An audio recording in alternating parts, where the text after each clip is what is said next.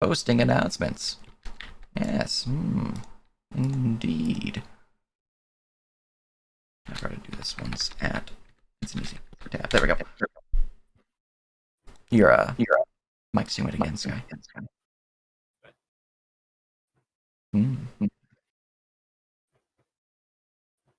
Alright.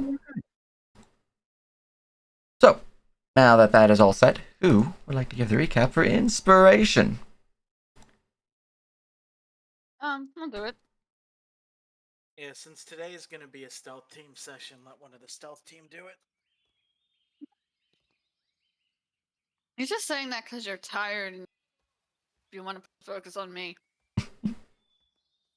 Okay, while that is true, tell me I'm wrong in that stealthing this place could not take an entire session. It could, but if you want to be like that, you guys did the entire session last session, so technically it would be better if you did the recap. It matters not. Yeah, don't try to beat my logic. You already volunteered. Yeah, and then you opened your mouth. I have sandwiches. I'll do it. I am eating an ice cream. But you're cute when you're the inspiration's probably going to end up going to me anyway if I'm fucking about in here, so... Yes, but you're still cute when you're indignant. Yes, I know. I love you too. Anyway,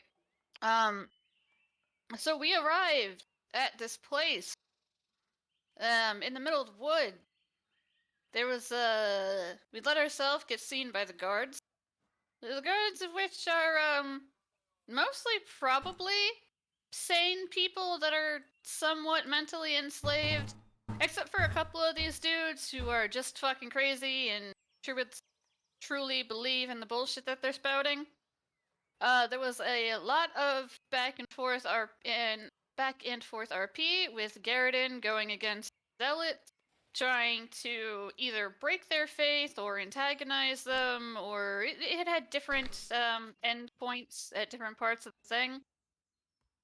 When we saw that this was not going well and they kept demanding that we leave or that we step out and basically be arrested, I tried jumping out of the back of the carriage. At the same time, Cry tried to snap a stick on the other side of where I was going, and somehow we both failed so hard that I actually got noticed. Kinda sucked. So they saw me dash into the trees. Wary came also out of the wagon, and they saw him move over here so he could burrow, but I don't think that they saw him burrow, just they saw him move over here. One of them saw me burrow.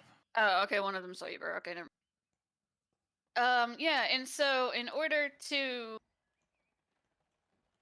de-escalate a fight from happening, because all of these people are most likely innocent. Well, not this one. All of these people are most likely innocent, and there's most likely innocence inside.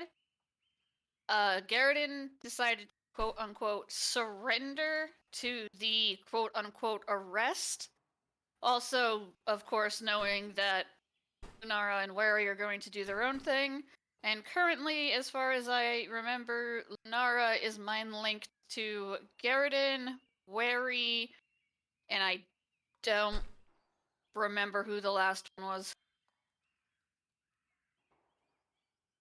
Yeah, that's it. I believe the last one was, Cry. Probably makes sense. And my food is almost delivered. Excellent timing. Anyways, very good, very good. You have received your inspiration as you have recapped the Cliff Tide Lumber Mill and its scene.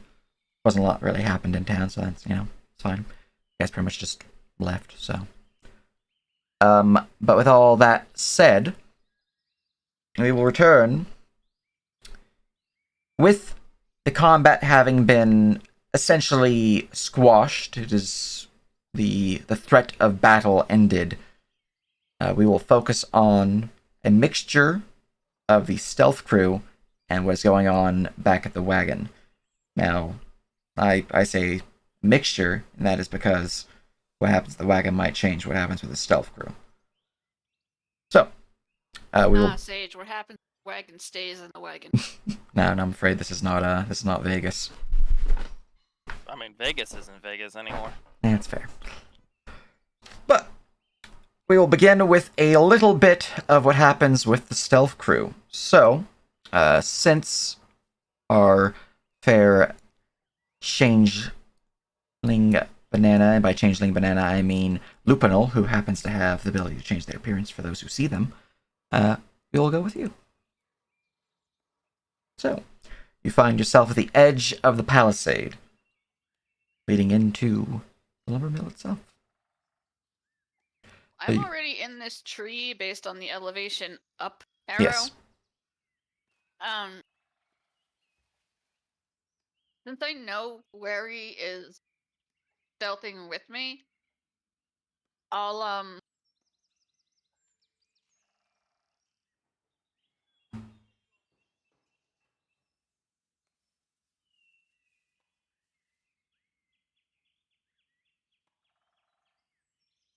I'll just tell him to go under the gate at the east side. Or sorry, at the south side. We're already at the. I mean, there's not really a gate on the south side, but all right. No, underneath the Palisade.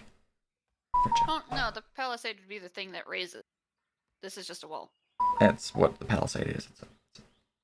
I thought the palisade was specifically the gate. No, the gate's the gate. Isn't the gate? Okay, I'm gonna look this up, but for now. You're thinking ramparts, not palisade. I'm gonna look this up. There's a lot of terminology here. It's fine. It doesn't really matter. How long is the jump from a sturdy branch on this tree? Or is this flat or pointed? I can't tell. They are somewhat pointed. They're not like, oh my god, if I land on them, I'm going to get skewered. But they are, logs that have been sharpened to the tip. So, if one was to be dropped down upon one of them from a great height, they'll certainly get skewered. If you happen to land on one, you might get a little puncture wound. It's not going to be pleasant, but you're not going to, be skewered.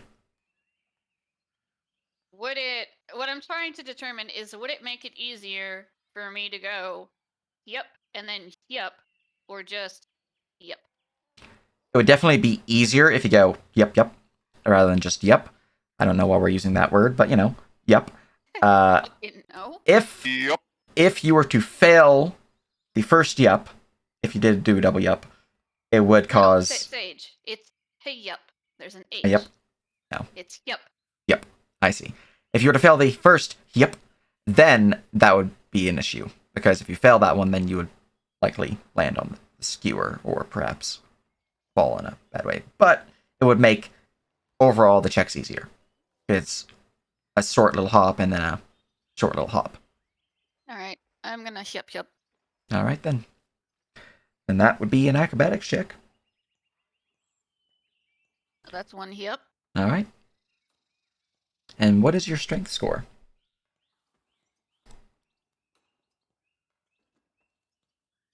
Oh god, I'm like 22. That's not right. I still have my character sheet open from yesterday.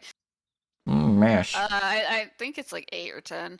I'm getting it open now, but it's. Oh, I forget that I changed the way I have my overlay. It says it's your strength, my thing. You have an 8 strength. All right, meaning that you can jump 8 feet without issue, without having to roll if you're not in duress. So, and then your modifier from your roll adjusts that value. So. Your first yep. Oh, I'm on a background object layer. First yep. And then the second yep. Let's see, that's about a 15-foot jump, so it is a little bit more of an issue. Because you can jump 10 feet with your roll, no problem. I have to look at the DC. If you jump 15 feet, I have to look at the DC. You know what? Let's kill this slightly. I mean, that saves it. Ah, damn. Alright, A22. I don't have to worry about it. As you jump to there, you land upon the rafters of the barn above. Hold on one second. That, Look, you don't need muscles when you can just psychically levitate yourself over for the It's last true. stretch. It is true. Hmm. Push this to the side. It's a little in the way. Weird. Alright, there we go. So, as you hop on into the building that you find yourself in, the barn, you can see that it is, one, filled with various storage crates, barrels, sacks. There's large portions of lumber down below, and you can actually see that there are some people inside who seem to be communicating wordly with one another. They don't look to be guards or anything of that nature. They look to be basic common folk, those who were lumberers here. So I will mark them as visible on the map. I will hide the roof that you're on. I'll put you on the second floor, just so you can get an idea of what's going on. Let's see, object map, explorer, object layer, barn roof, not visible. Boop. All right. So for you, this is the first floor, but you would not actually see that. You'd be looking over here to the east, or the east. Very minor thing, real quick. Isn't this session 22? The last session I had on my Twitch was 20. So unless I didn't stream last session, then it should be 21. Because on the 22nd it says session 21. Oh. Just that. I'll fix it in post. It's fine.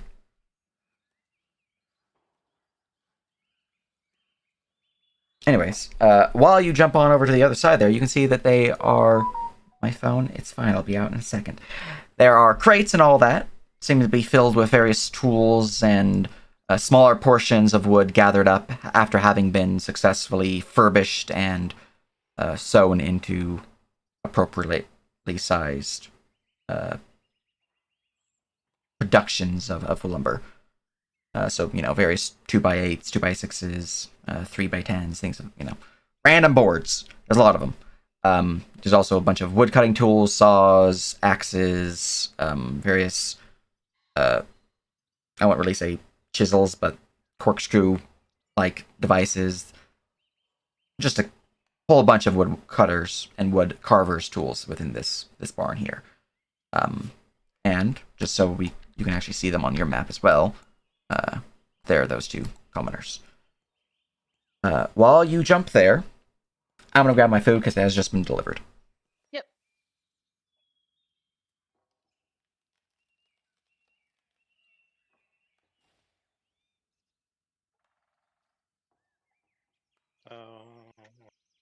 I'll see, just say okay.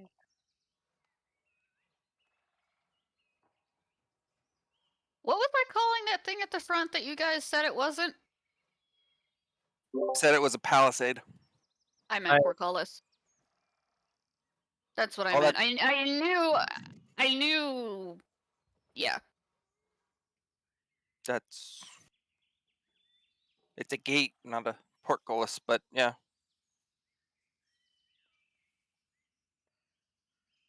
Eh. The part people stand on is the rampart. The palisade is any kind of sticking up part of the wall, which can be the entire wall. I don't know why. It seems like you'd call a wall. Oh, that cheat is like, hey bitches, my shade. Mm-hmm.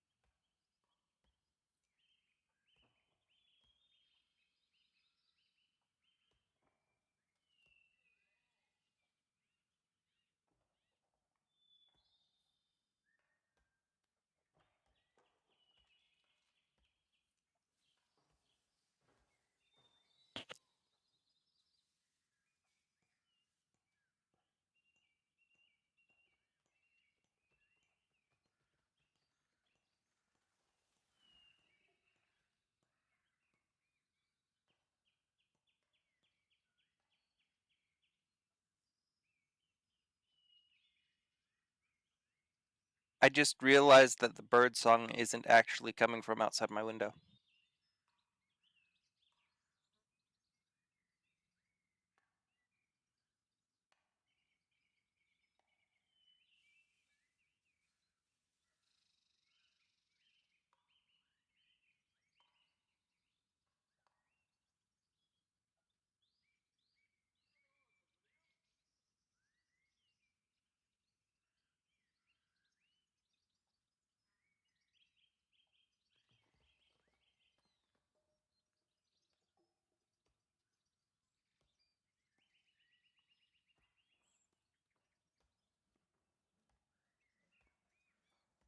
I have returned.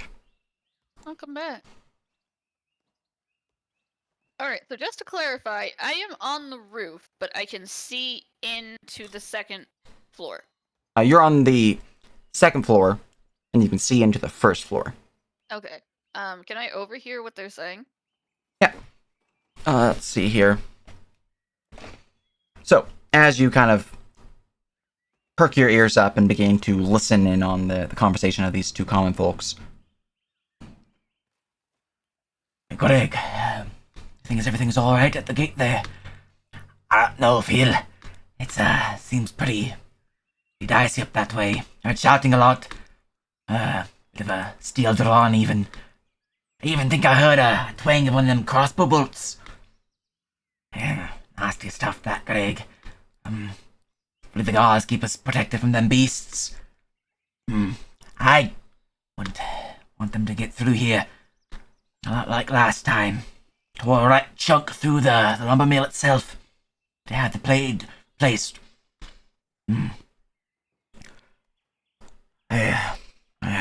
Solid business here for a solid week, that. Yeah, you keep listening? No. Are any of these crates marked with any sort of insignia or anything that would stand out? Roll me a perception check.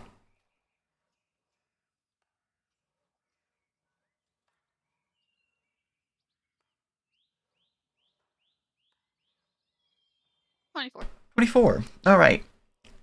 They do seem to have an insignia to them. For the most part, they bear the symbol of a cliffside waterfall. It seems to be pouring a bunch of lumber down it, seemingly the symbol of this lumber mill. But some of them do not have this symbol. Instead, some of them have a symbol that seems to be bearing the sign of a great tree with a sun overlooking it. Are there any that are completely unmarked? From the looks of it, if there are, you have to spend time searching for them. Specifically, because some of them, they might just be not visible to you, like the crates back here, which you physically cannot see, some of their markings. But none that are immediately obvious. So you'd have to spend investigation to go on a search around for that. The ones with the tree and the sun, are any of those like easily or somewhat easily opened, like not completely nailed down like I would need a crowbar? So the ones with the sun, for the most Or part, either of these chests. for the most part, they are locked in place, but you can see with the 24 that some of them are somewhat ajar. They're not fully locked in place as if they're not fully filled yet, like they are in preparation to be filled. I'm gonna peek inside one of them. Right. Roll me investigation.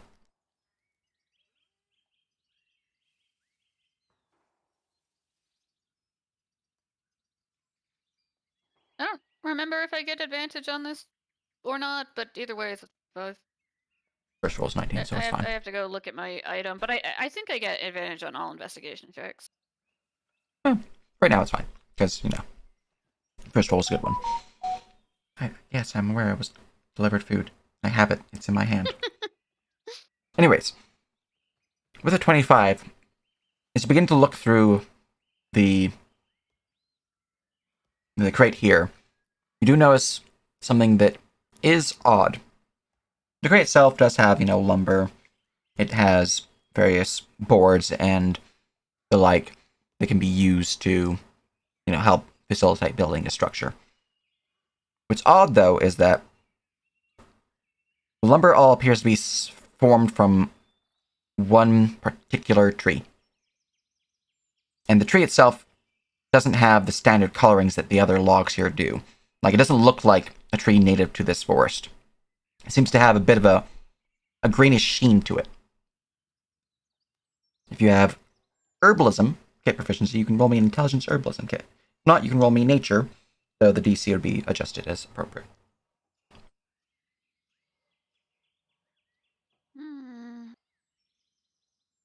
I'll roll nature. Never mind. Not even gonna side die that. It's fair. You're not sure what type of tree this is, but, I mean, it's definitely not native to this forest. That's what you do know. Can I take out my dagger and, like, cut a small piece off? You could. It'll take you a bit of time, but you could. How long? Like a minute. Hmm.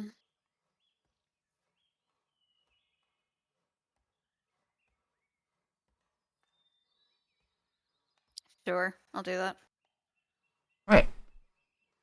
As you are cutting off some wood from the lumber, you're going to go towards those back here, to our snaky Lahis boy. So, you are buried beneath the ground 10 feet, ready to stealth. You can hear the words of your companions, very heated discussion. Very, very muffled, but they're definitely not quiet. What would you like to do, Wary? Well, I'm gonna go ahead and move towards the palisade and see exactly how deep these are dug. But I can only move so far at a time, so it's slow going. Indeed, indeed. Keep in mind, you do have the mental link to me if you want to use it. Yeah. Which is why you know that they want you to move to the palisade. Well, yeah, but I wanted him to go on the south side. And I knew the south side was clear, but... Oh, hey, look. You have gained the knowledge of she wants you to go to the south side. So if you want to change direction, you now have that knowledge. Well, takes me away from the main group if they get in trouble, but sure. Yeah, I don't know. Do you? I don't know what your plan is. I'm just saying I know the south side is clear. Yeah, you didn't have to. It was just after moving 10 feet, you would have heard her mental image. Or her mental direction. I'd probably go to here as the south side then. Excellent. Kinda. All right, and you have a burrow speed of 35. It's not bad. Not bad at all. 35, yeah. All right.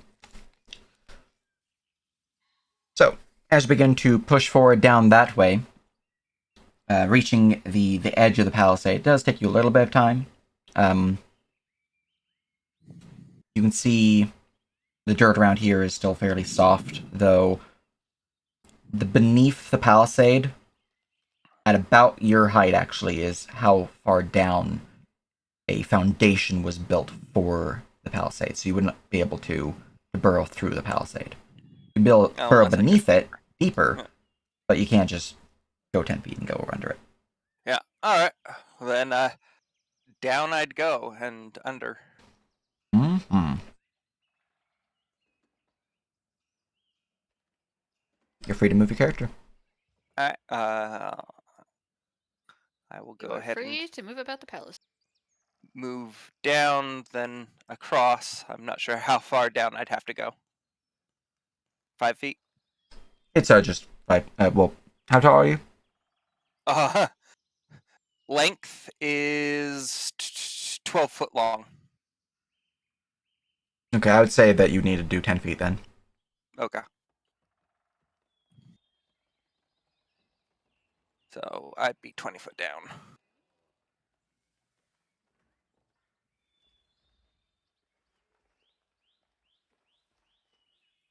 Alright. As you continue burrowing your way forward, the dirt around here, like most of this forest, has been fairly soft, loamy. It's easy to burrow through, except for those that have been fabricated to house buildings, such as the structure of the palisade, the gate house, which you wouldn't have been too close to, but you can assume due to the palisade. And as you draw closer to the barn, you can see it is also placed upon a foundation of sorts. A lot of the building's floor, even though it is dirt, it does have a decent layer of gravel and hardened, I won't quite say cement, but a cement-like mixture.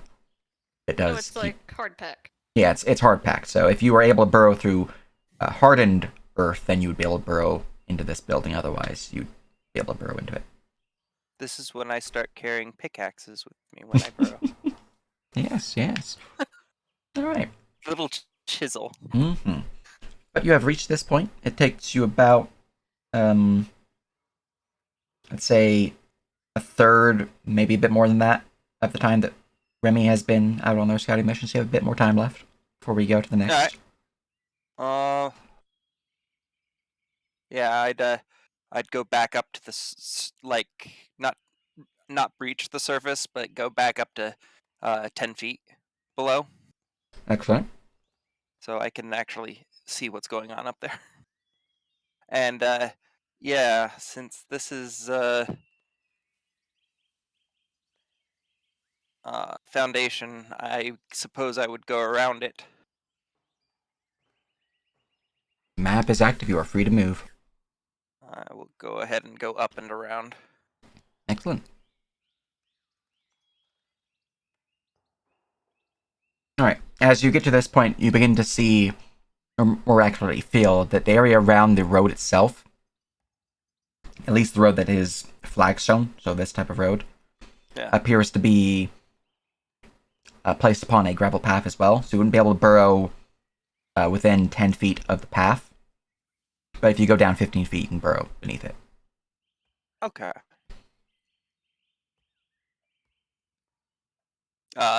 Is there any other people I sense up here? What's the radius of your 10 foot? 10 foot. Gotcha. Alright, going to DM view. Let's see here. No one in range at this point in time. Okay. All seems fairly quiet, so to speak. You do feel the tremors every now and then of footsteps kind of shifting the dirt beneath. It's, somewhat surrounds you, but for the most part, it seems fairly calm. And a lot of the tremors are coming from further away to the northwest, and the only reason you can actually feel them is because they're actually heading towards you. It might be prudent to put on a 10-foot aura just so Sage has a visual if someone enters you rather than having to remember it. But it's just my suggestion. I got a decent grasp of 10 feet away from him, so if you want to add it, wouldn't be a bad idea, but you can keep it in mind. As you are moving, though, at this point in time, it has taken you a bit of snaky hustling to get to there. We will return back to the wagon and the wagon troop.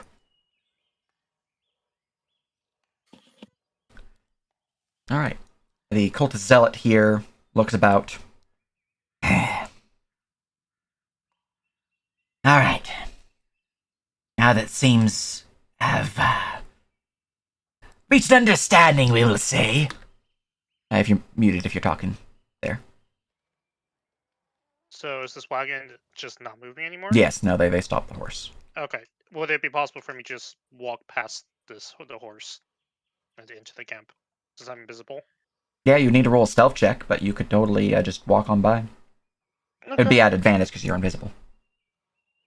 Well, let's give it a shot then.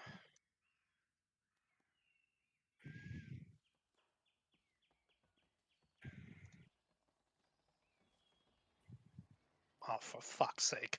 Your dice. Oh my god. Okay. At least Remy's dice weren't hot garbage right out of the bat. I was worried if they were, then it would be another last session issue. But it's fine. I just fall off the palisade, smack into the roof, just announce my presence. Alright, are you crawling through the wagon at this point, or are you hopping off the wagon going around?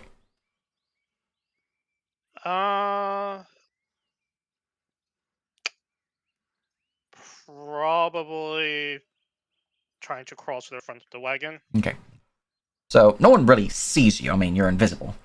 And not really a lot of people can see the shimmer that would be created from your invisibility. But just going to try to blame on Ailey, I guess. But what is noticeable is the sound you're making. As you're crawling through this loaded wagon, you're pushing through some of the adventuring gear that you leave in your wagon, and it's making clinking sounds, some rustling in there, and the guards that are nearby, I mean, they are really close, and it's not hard to hear this. So this man here would speak up. "Oh, sir! Something's moving here in the wagon." Right. You'll look towards Garridan. "Your companions! Have them come back here. Wouldn't do well for them to miss our meeting with Malrafis, would it not? The one who Still- left to the forest. You were the ones that scared our companions away. You find them. Isn't that your job, to stop them from being eaten up by shadow beasts? That's a good point. Very well. Search the camp! Search for the burrowing one. And the... what would this guy think of you for seeing you? Let's see here. The veiled one. What? What about the wagon, sir? Now keep it steady here. Get ready to turn around so we can make way to Duskwitch. I'll turn back to Garridan. Don't suppose you have any other companions hiding about?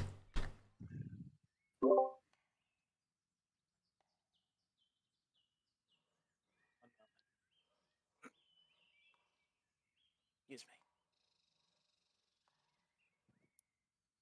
Loud dragon noises as Alias You've fighting. already demonstrated that none can hide or evade your magic.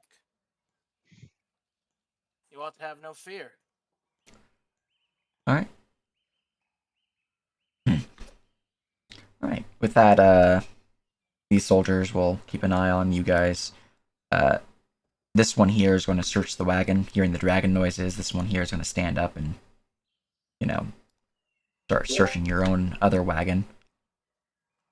Along with the zealot here. Those ones who are atop the gate will stay here. These soldiers will move in, begin searching the interior. Alias Sage. gonna give this guy a big sniff. Yes, from Okay. Sage. Oh, Would- I saw these archers were blocking a gate for some reason. no, they're top it. Okay. Sage, would you consider a... I want Atticus to do something, but I don't know if a 3 intelligence would cover it. You can ask, and I can provide you details.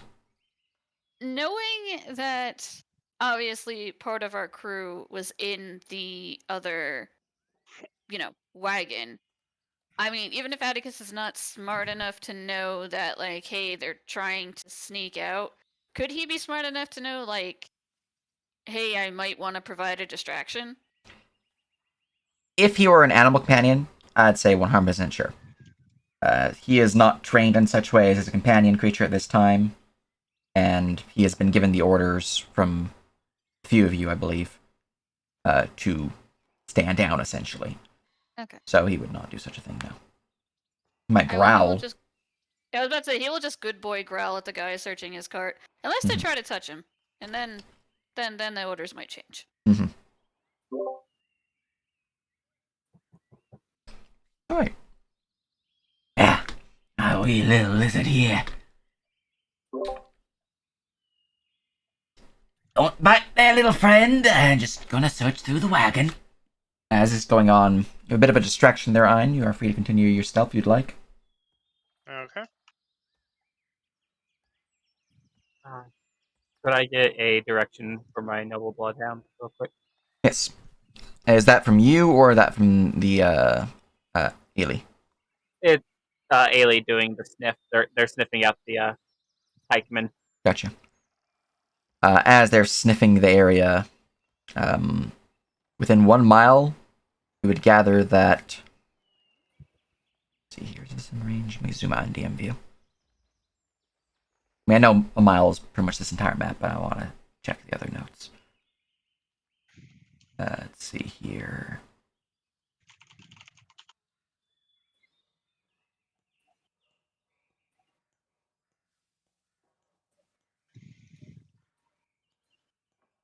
General direction of the highest authority figure or most influential creature within 1 mile. Powerful odors or magical effects might mislead or block this unique sense. Continue to track the creature for another. Okay. That's very important. Alright. The scent seems to be drawing forth from the east.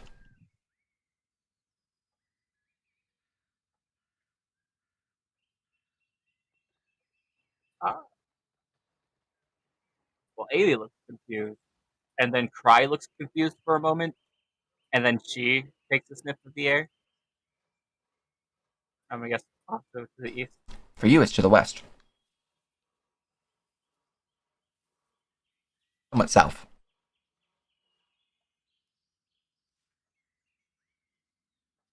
Okay, so well, let's In surmise, it's probably Giselle, yeah. triangulate. Able to tell how far away from its current position it is based on the strength or like not strength of the smell? No. Okay. Unfortunately, the ability only gives them the general direction, so. Alright, yeah, I didn't know exactly. Just ballparking ideas. With this, though, as you have gone the general direction and thus been able to triangulate between the two of you, it's likely from the zealot. We shift over to our invisible companion, or Ein. Your stealth was obviously broken at one point, but as you leave the wagon, you can give me another stealth check. As there's obviously an advantage, yeah, you're still invisible. Okay. Yeah. As your stealth situation has changed. Alright. Okay, There we that's go. much better. Thank All right. God. I desperately need to get this trained. Seems your limp of a leg had issues within the wagon, but now that it's free and clear of all the various devices and storage and bedding and just equipment that you have within your wagon, it's much easier to maneuver. It doesn't cause as much noise. And in fact, it seems to, with your attire itself, it seems to provide little noise as you step upon the roadways and the dirt paths leading into the camp. Your way forward is clear as you make your way into the camp. As the guards you see begin moving forward and out into the area itself, you can see that, well, let me make some people visible for you.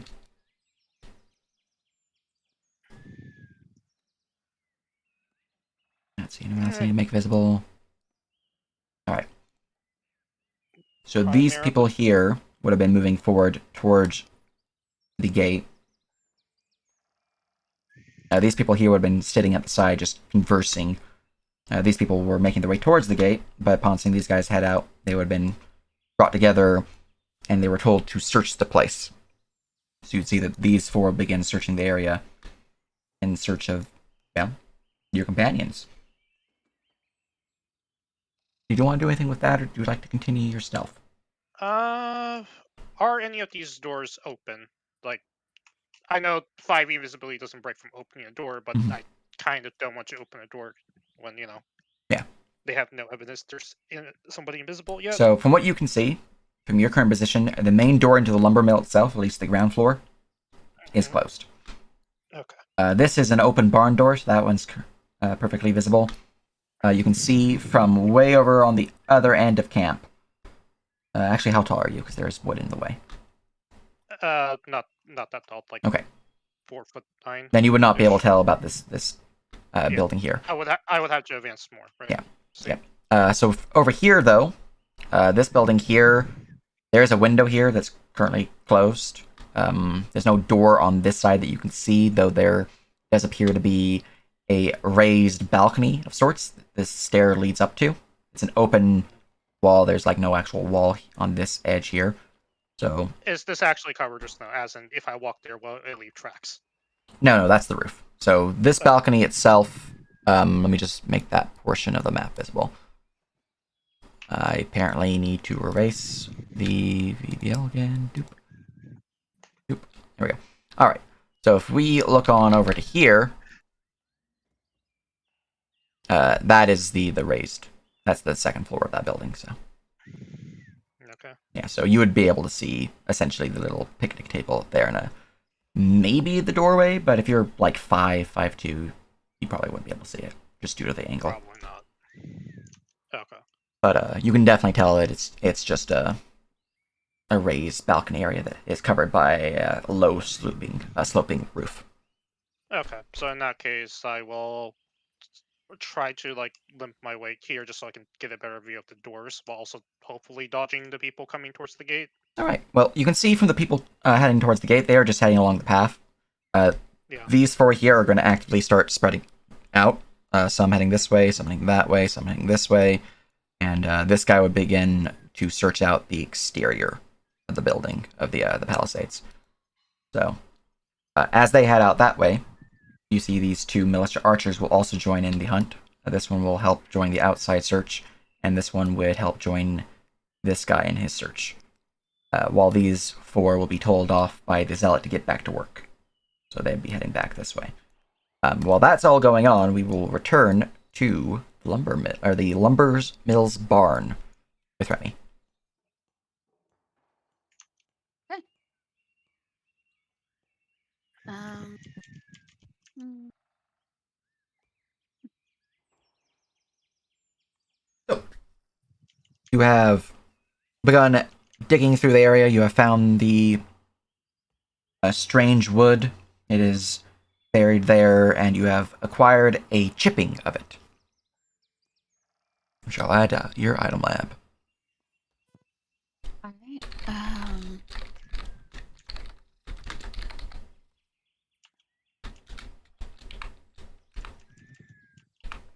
I don't know why the arrow keys do not work in Discord right now. That's weird.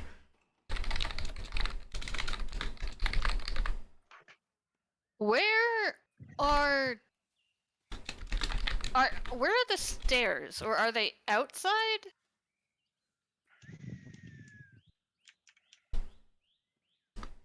The the way to get up here, there is a ladder. Now that you're looking for one, you can see it kind of leads right there.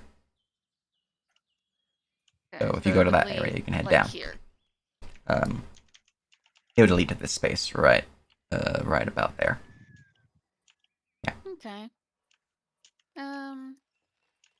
Surprised I actually didn't put a ladder image on this map. I think that's something I'd do.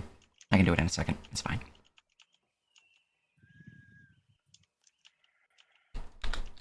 All right. I am going to.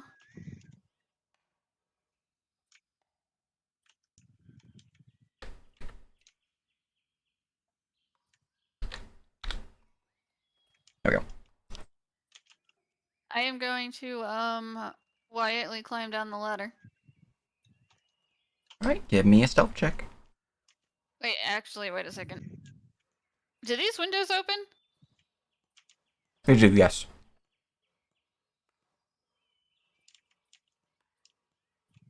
So are there windows on the ground floor, or are these windows I'm seeing from? So the windows on the ground floor, they are smaller windows that are higher up. If you're tall, you'd be able to reach in onto them and pull yourself in.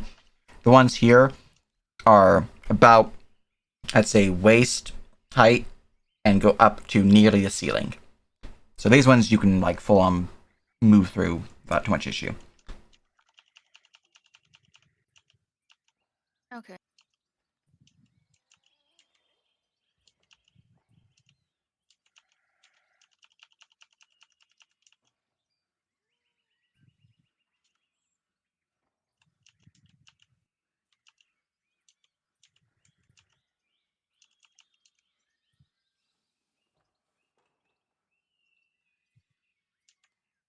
I'm gonna mentally connect. Well, I'm already connected with Wary and ask where he is.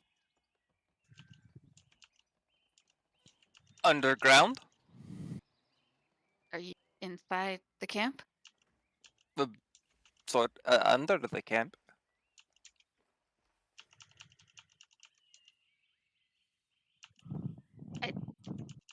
How do you? I don't know how this burrowing thing works. Do you know where you are relative to the camp, or no? Eh.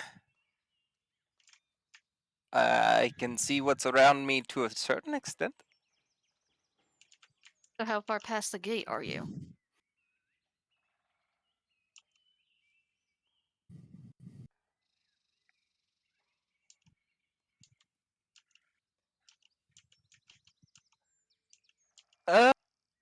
About maybe 50 feet.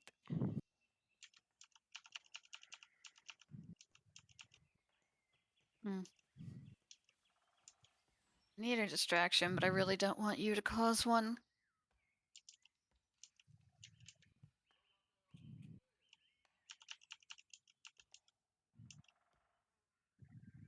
Good talk. Is your telepathy able to single out people, or does everyone in the thing hear that? I think I can single out people. I'm looking it up.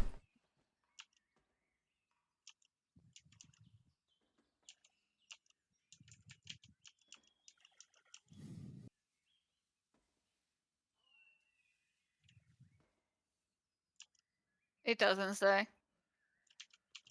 So I'll leave that to a DM call.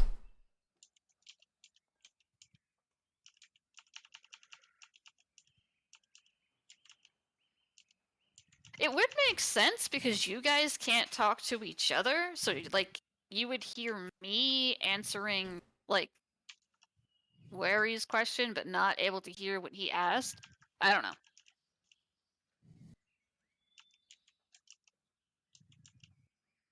I'm gonna say that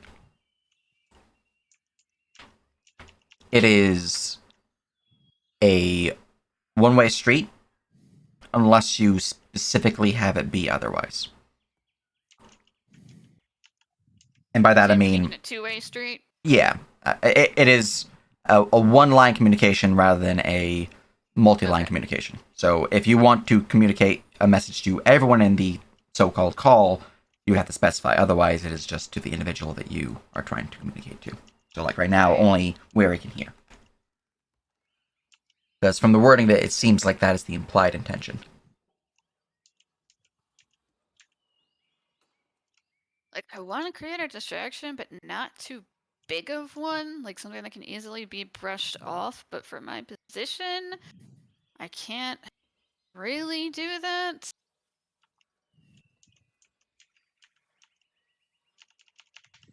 What are these? These pillars? Yeah, there's pillars.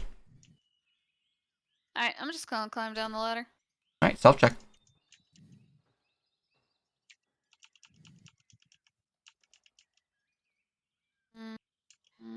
Bah. I climbed Well- down the ladder, Sage. Yes, Like, you do. damn shit you can do about it. Like a leaf in the wind, you snake down the ladder and end up here. You're now on the ground floor of the barn.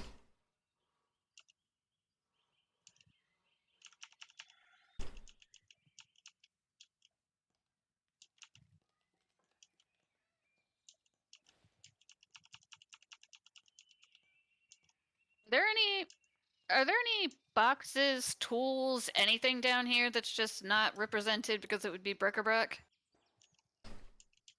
Everything that's down here is represented. So you just see a bunch of logs. I just wasn't sure if there'd be any tools down here.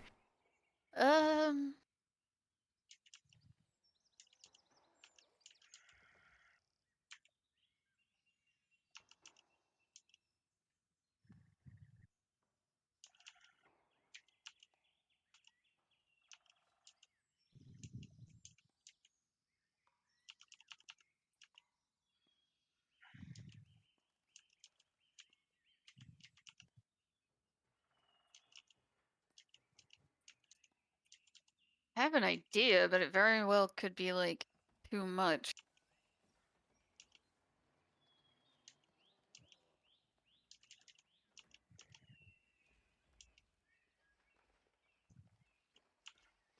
Alright.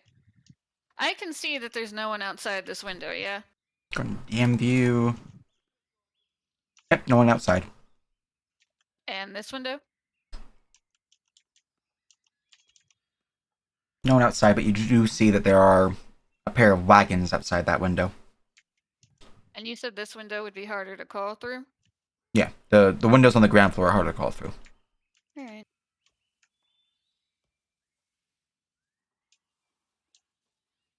I am going to move here. And then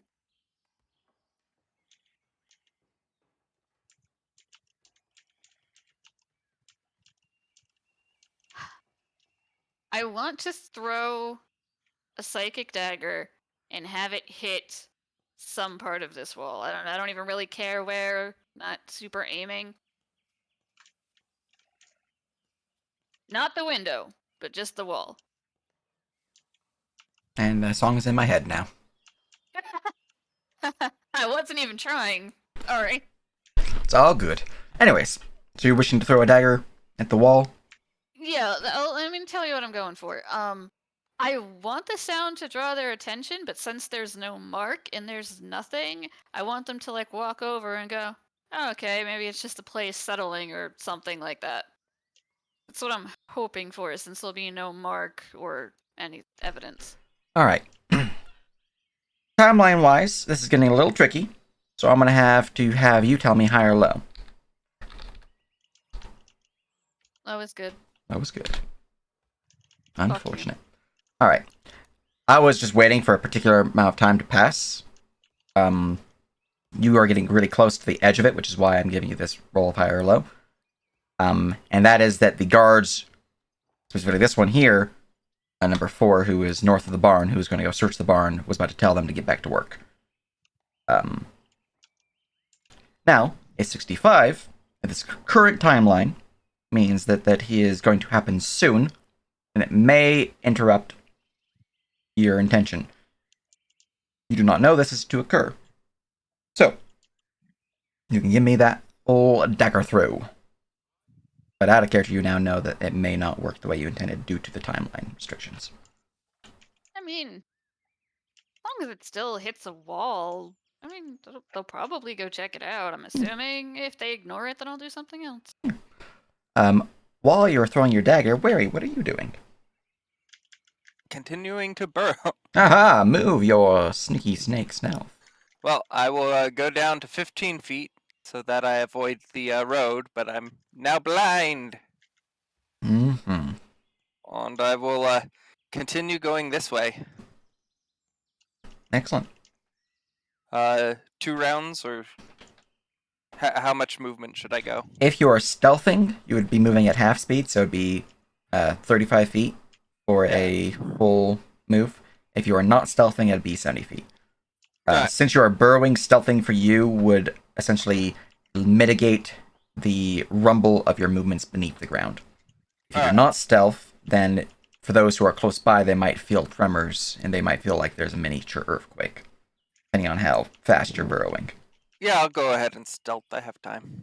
All right. Beginning to burrow your sneaky face forward. A dagger shunks into the wall over here and disperses, as it is a spectral dagger. Does make a noise, though, as there are conversations about what's going on up north of the gate. Seems to hinder. Oi, Phil, what was that? I don't know, Greg. The place always gives me the heebies. What are you doing checking it out for, then? I don't know. Don't you ever know the stories? They always go first. If you check it out, you leave it be. Yeah. But, I mean... Look, we got the guards right there. Speaking of that, you would see the guard beginning to approach. From your position, he doesn't quite have a view of you, and your stealth is still active. And you would see the guard make way to the doorway.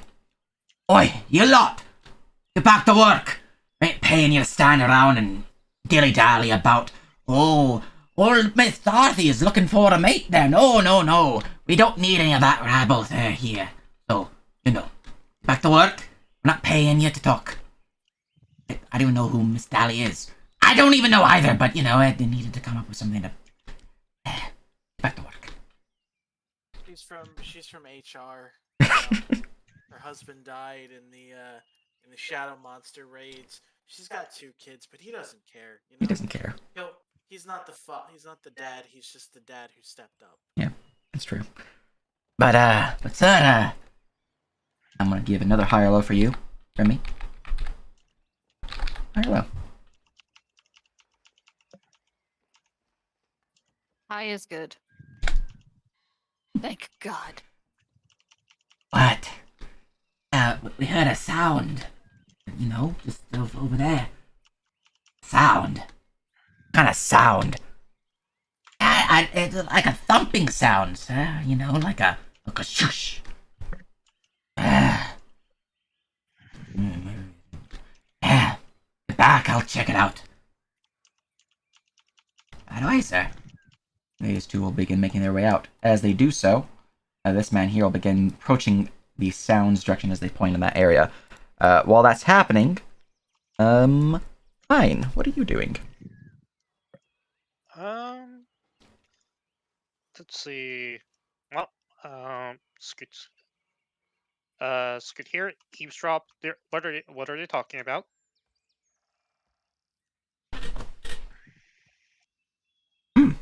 Glad it wasn't them shadow monsters. I know. Last time we lost, what was it? Bill? No, that was the time before. Fred. No, that was the time before. Was it Jessup? No, it can't have been Jessup. No. Timothy. It was Timothy. Yeah, Timothy, old Timothy. I like Tim. He was a good man. Hard worker, too. Unlike you lot. Get back to work. Stop mucking about. We're just taking our smoke break, sir. Where's your cigarette? Right here, as he pulls out a smoke. Lights it. These guys need a union. They do. That's it. We unionize them. The greatest Right. religious organization. The unionized workforce. I mean, they are unionized under mind control. Yes. You see they get back to their conversation after pulling out the smoke. If you want to stay and listen, you are free to do so. Otherwise, you can continue on. But this man here seems to move on. I will vaguely keep an ear out, but I am also going to sort of try to peer over this corner. Like, hey, is this actually open? Could I sneak in and all that? The stair does appear to be like pillar, so you could go beneath it, yes. Yeah. Basically, it's like, I'm just taking a look at, hey, can I actually go in here? There's not a door beneath the stairs, no. I You know, could go just beneath it. In character, and then I'll stop to see where he's heading. Like, is he heading inside, or is he heading that way? Gotcha. It does look like he is heading that way, but he doesn't seem to go very far as he just takes a bit of a jaunt here and then makes his way to the door. Okay, so there's a door over there. Okay. And then you would see him disappear inside. Okay. And a sound of a door clicking shut. And then in that case, I will hop up here and then go in here. Alright. And go take a look to see what I can see here. Very good. While you're doing that, you can roll me a perception check. And while you do that, I'll be right back. I have -1 wisdom. This is going to go great. Huh. Actually, I don't. Never mind.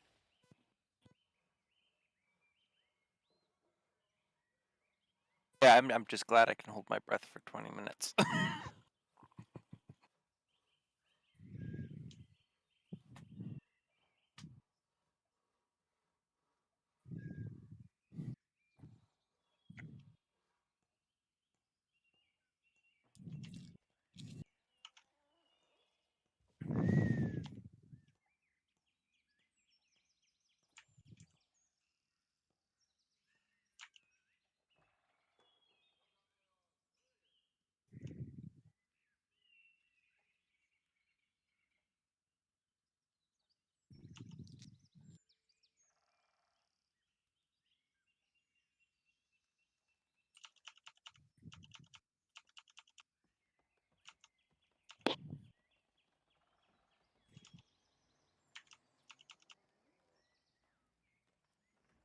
I have returned.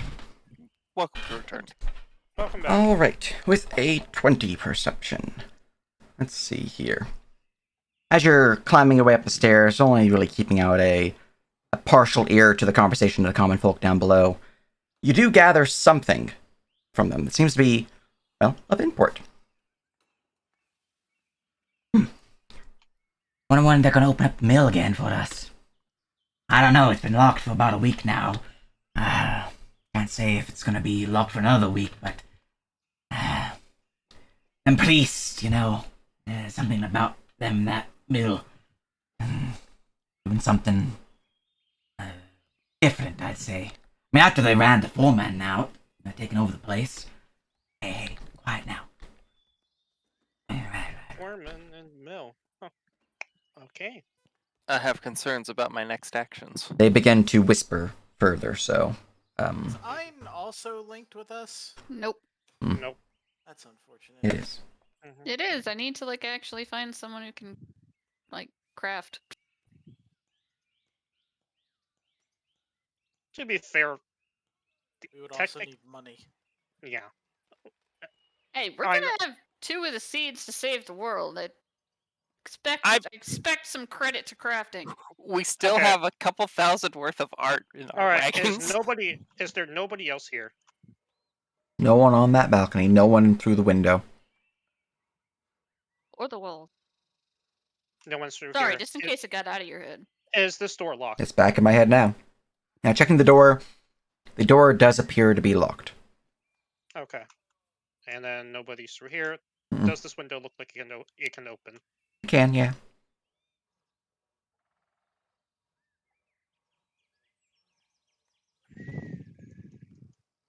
I see. Hmm.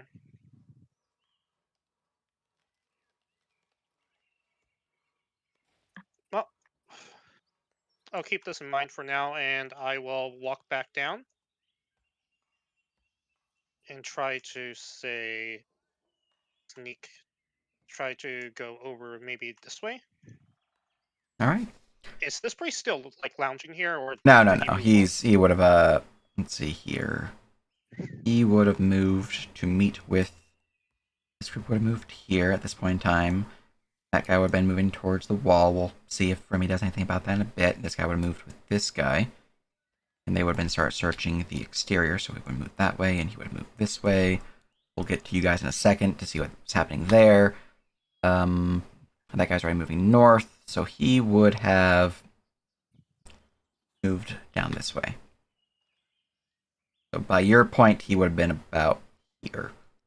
Okay. In that case, I will start heading over this way. And these 2 common folk would be back on their lunch break. Okay. Do I see any signs of what the quote-unquote mill could be? This! Oh, Yeah. this. Okay. There's a cart track here. Is there an entranceway in Yes, here? you can see there is a wooden ramp that leads up to the 2nd floor that the cart track leads to.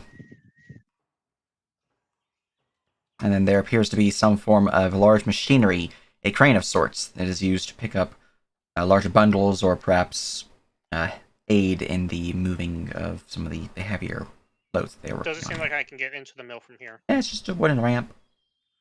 Alright, I'll do that. Alright. See here, Map Explorer, mill roof. Boop.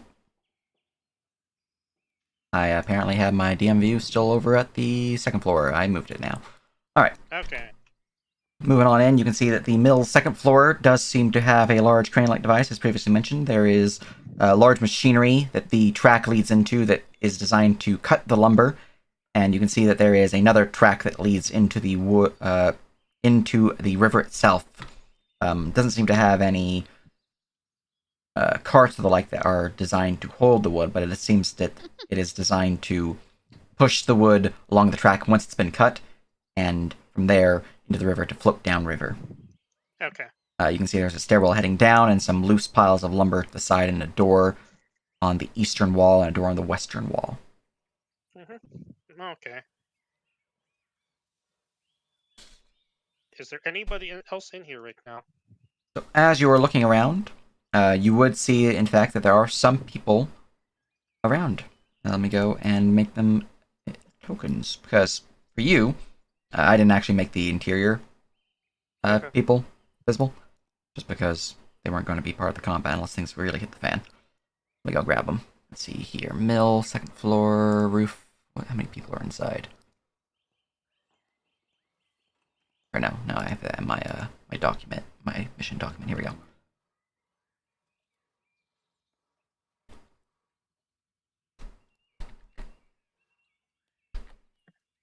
Here should be 1, 2, 3, 4. For me to have a grouping of 2.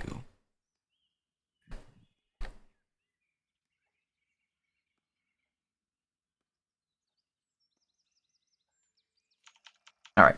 I'm gonna make these guys visible and put them where they would be. So, let's see here. You would have this guy's there. This guy seemingly working the machinery. This one's seemingly working the machinery. This one working the crane. Her seemingly sorting through the lumber there, and this one helping out with the machinery. That is what you'd currently see.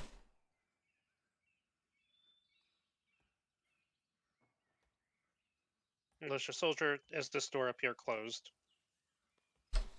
That is a stairwell heading down to the floor below. And there's a door here and a door here. And both those doors are closed.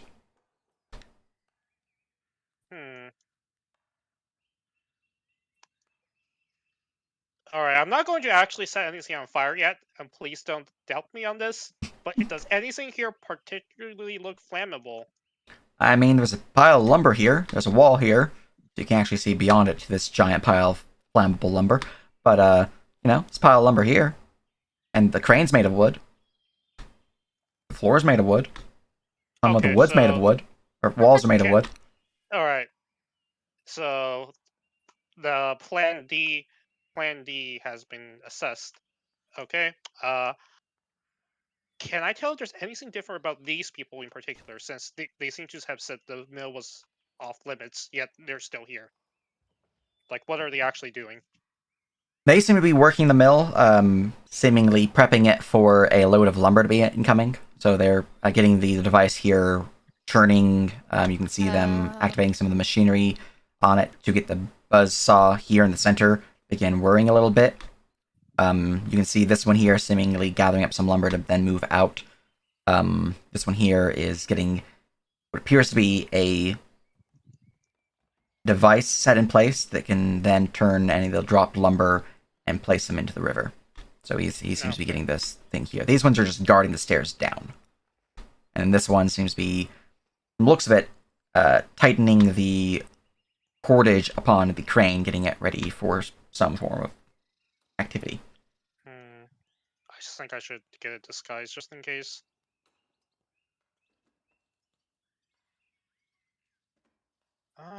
Okay. Noted. I will slip back over here and then try to figure out what this building is about.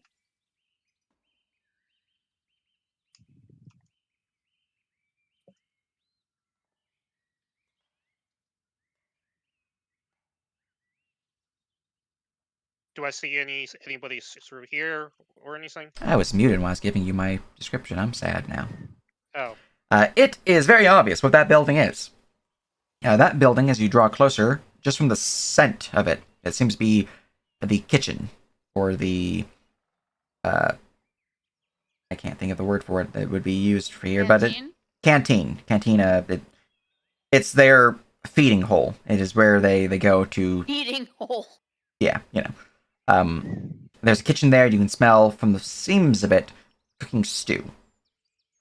And from the window on the edge there, which I will now make the interiors visible, object layer, should just be on, cafeteria. That's the word, cafeteria. Boop. You can see it opens up into a open building that seems to be filled with various spices and food storage. It's, you know, fairly small room, but it's just filled with cooking utensils, supplies, and the like. And there's a small door to the side that seems to lead into the actual kitchen. From what you can see inside, there is one person in that particular room, which I'll go and grab and make visible. Boop. Hey, Sage, just, I mean, this is kind of meta, but kind of not. The wood they see in that place wouldn't happen to have a weird greenish sheen to it, would it? Well, if they investigate further, I can provide more details. Yes. But, yes, that would be what you see through the window there, and as you look through the window and notice this, there's obviously a side awning here that seems to be housing large barrels of some form of a liquid. From the scent of it, potentially ale or grog. Or really tell without trying it. But Also known as flammable. yes. But what is of notable is that we're now going to move back to the caravan. See if you guys down here want to do anything. Okay. Because that alcohol is going to have a Pirates of the Caribbean accident, if you know what I mean. Mm-hmm. I mean, ale maybe not so much, but certain types of alcohol. Yes. But yes, we return to the caravan as the groups here begin to take an eye around your particular group, searching your wagon. And you can see as you're standing around the area, the zealot here is just watching over you carefully. The other one seemingly eyeing the back end of your particular group, making sure they don't do anything funky. Two new figures approach from the interior of the lumber camp and begin searching the exterior of the palisade. So, is there anything you guys back at the wagon would like to do? Oh, just watching to make sure they don't take anything. All right, all right. You can roll me a perception check for that. Try basically doing the same. Because, Just they might not recognize what it is, but the religious people might, recognize the seed.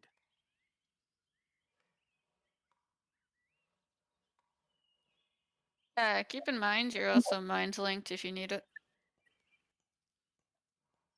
You might not be mind linked with each other, but I can still pass along a message. All right. Keeping an eye out. The people who are searching your wagon don't seem to be taking anything. They seem to be just rifling through the clothing, the beddings, the supplies in there, making sure there's nothing, or no one, more accurately, inside. Basically, no one who's trying to hide from them. They do not know to search for a particular seed. But it is notable which wagon has the seed. Well, wouldn't they both have one? Because the other team has one. I mean, yeah. If you guys wanted to put them together, then that is something you guys could have done. So I'm giving you the option now. Since we didn't really decide that, they're probably still separate. Okay, so one in for each wagon then. All right. But as you're keeping an eye out, this man here searching through the wagon. No one in here, boss. Yeah. Join the others in the search then. Right. You'll see him head out to the woods to find that snake.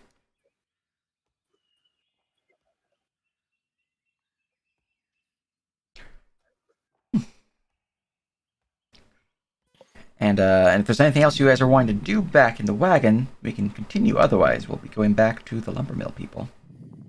Not really. I mean, at this point, we're just sort of, again, at least my plan is to stall them and or wait until Malrathis gets here and,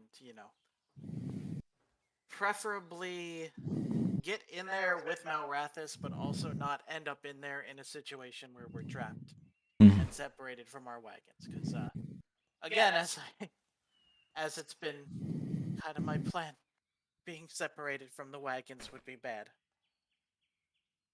It is true. All right. You were saying something, Try? Are they not trying to organize us, lead us inside, or are we just? What they're doing is that they are turning the wagons around, so they would be facing outwards of the place.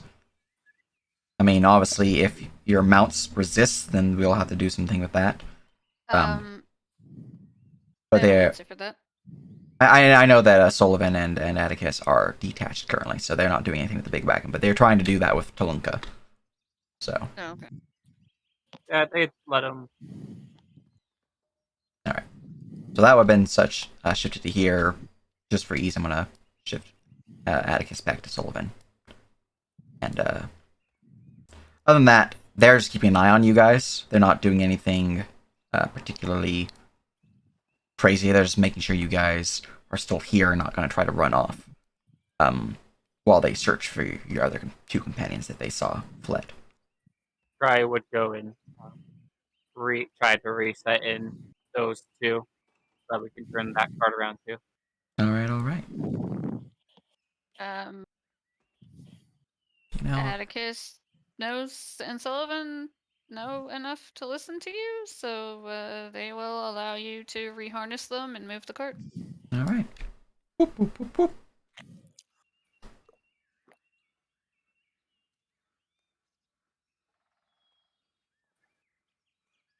I just need to bring up some sheets real quick because I forgot to bring up some sheets. There we go. All right, everyone sheets up. Cool. All right, now as that is going on, we will continue back to the barn. Right, is still every once in a while, just taking a step, making sure the winds don't change. Gotcha.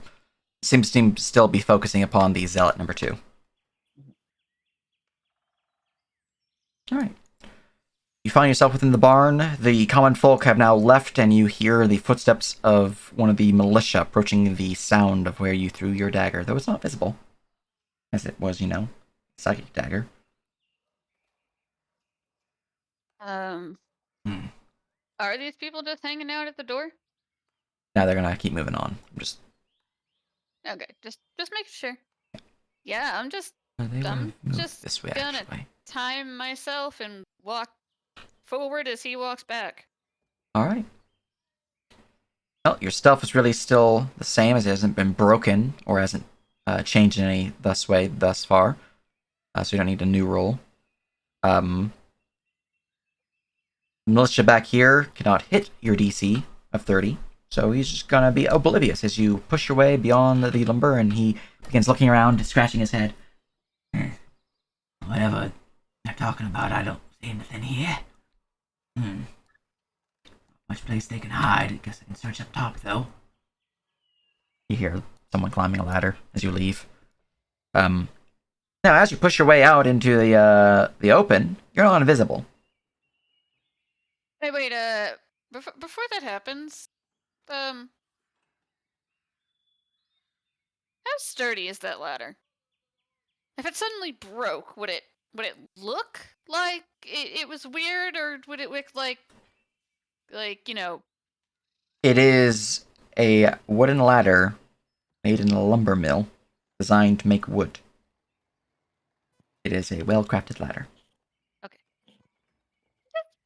Just checking. Mm-hmm. I don't know how old the thing is. All right. Enough that it's been replaced. So I'm gonna get to the doorway and just kind of peek around.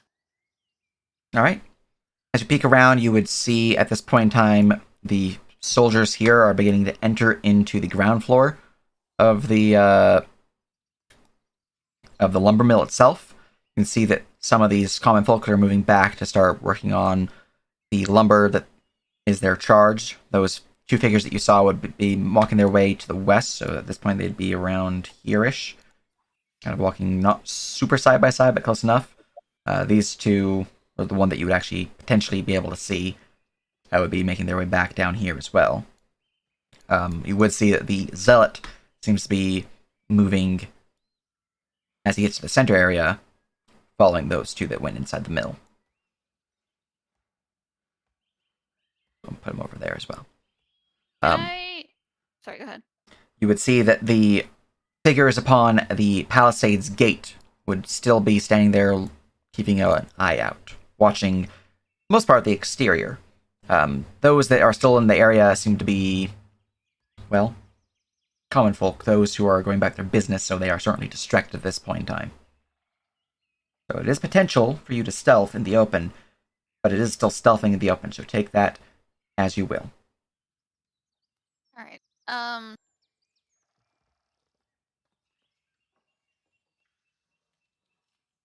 Can I tell which building is the kitchen based on I have a really good perception and sense of smell? Roll me a perception check with scent.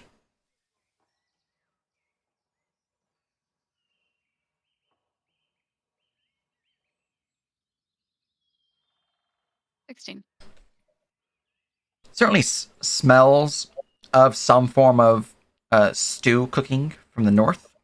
You can assume, judging from the large. Your Mike's doing it again, Sky. And now it's not. All right. Um, from the large nature of the middle building, it's probably not that. And considering it's coming from the northwest, it's probably beyond the building, so out of sight. But it seems to be in the compound. You can assume that is where the food is coming from. Okay. Do we have any clue what this building is based on outside marking or anything? There doesn't seem to be a sign or anything like that outside of it. At least not one that is visible to your current view. Judging from the size of it, it is like perhaps the foreman's office. Maybe something more than that. It's hard to tell. I mean, you have to get closer to really see what's inside.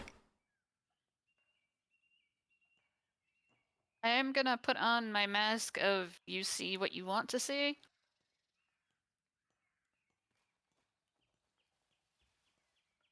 Okay, I'm gonna go read up on that. Just to get myself refreshed. And then I will mentally link with the three. Do any of you know anything about wood?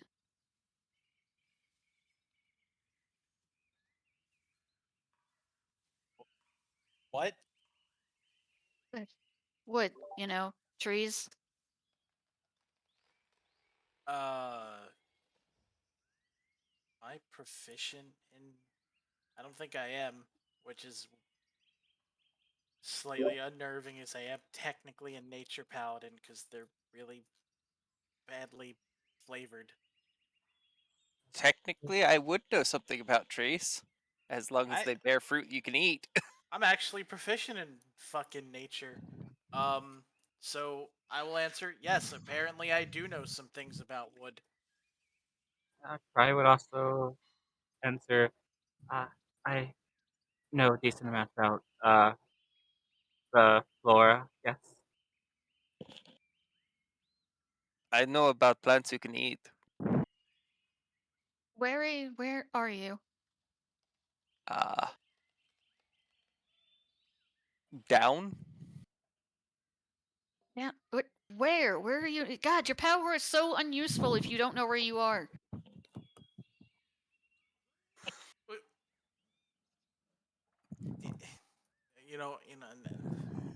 What is your question about wood? Let's deal with that first. I have something I need to get to you. I was going to ask Wary if he could deliver it to a place Sophia could pick it up without drawing too much attention. After all, Sophia is an owl, I would think. If she flew off to hunt a mouse at night, it wouldn't be too strange for the zealots. I think these guys aren't really going off of strange. I think they're just going off of authoritarian, but it's not the worst idea. Can you try describing it first? Maybe we can give you a better guess.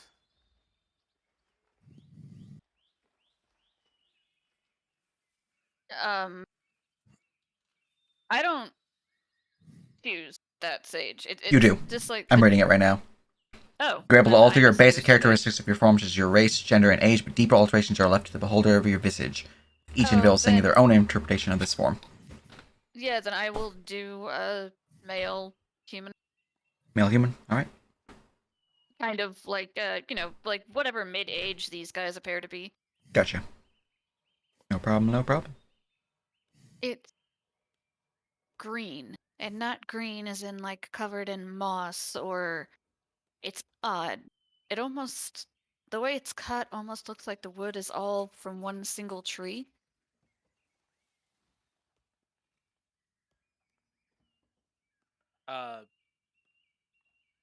Or would we be able to make a nature check based off of that? Yes, you can.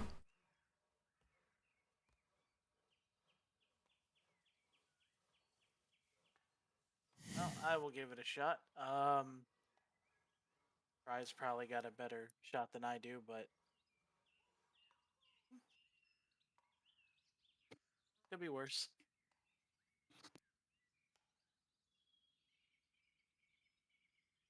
Alright, here in the description of this lumber. You're not exactly sure what it is, Garrison. Cry. There's a few trees that seem to have a woodish tinge to it. However, for the lumber to all be cut from the same tree, that's certainly possible. But the amount of lumber would be a deciding factor if it is reasonable for it to occur. As there are a few trees that could fit this theme. For you to fully be sure, though, you didn't actually have to see it in person. Many of these trees that are green, though, are, I wouldn't say magical in nature. I mean, some of them could be, but they are greater in quality. Is the best way to put it, I'd say. One such of these trees is, well, quite rare, and it is not one that is grown natively here. Or at least not one that is grown by the Vazians and their ilk. It is a tree known to the arborists of the elves. It is the Angature tree. This tree is a greenish-hued bark as well as grain, hailed for its strength and suppleness, where one could easily make both weaponry, armors, and even greater structures with it. But you need to be close to fully determine if it is Angature. If it is, then that is, well, an import, as the elves do not give this knowledge on how to treat this wood freely. Or it's definitely something else.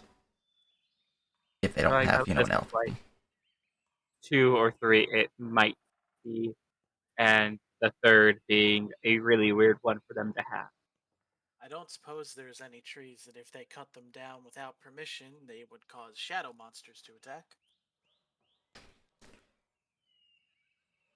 So, the other option that you would list with an 18, as that is brought up, it very well might not just be a simple tree. It could be a living tree. Maybe it is a Trent that they had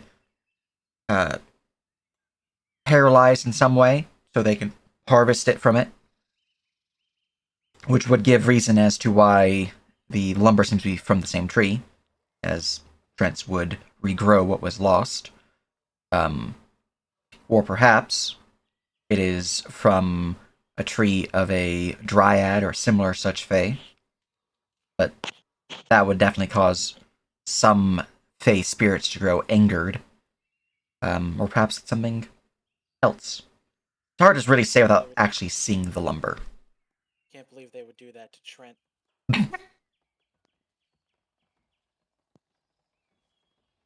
I'll leave the call now.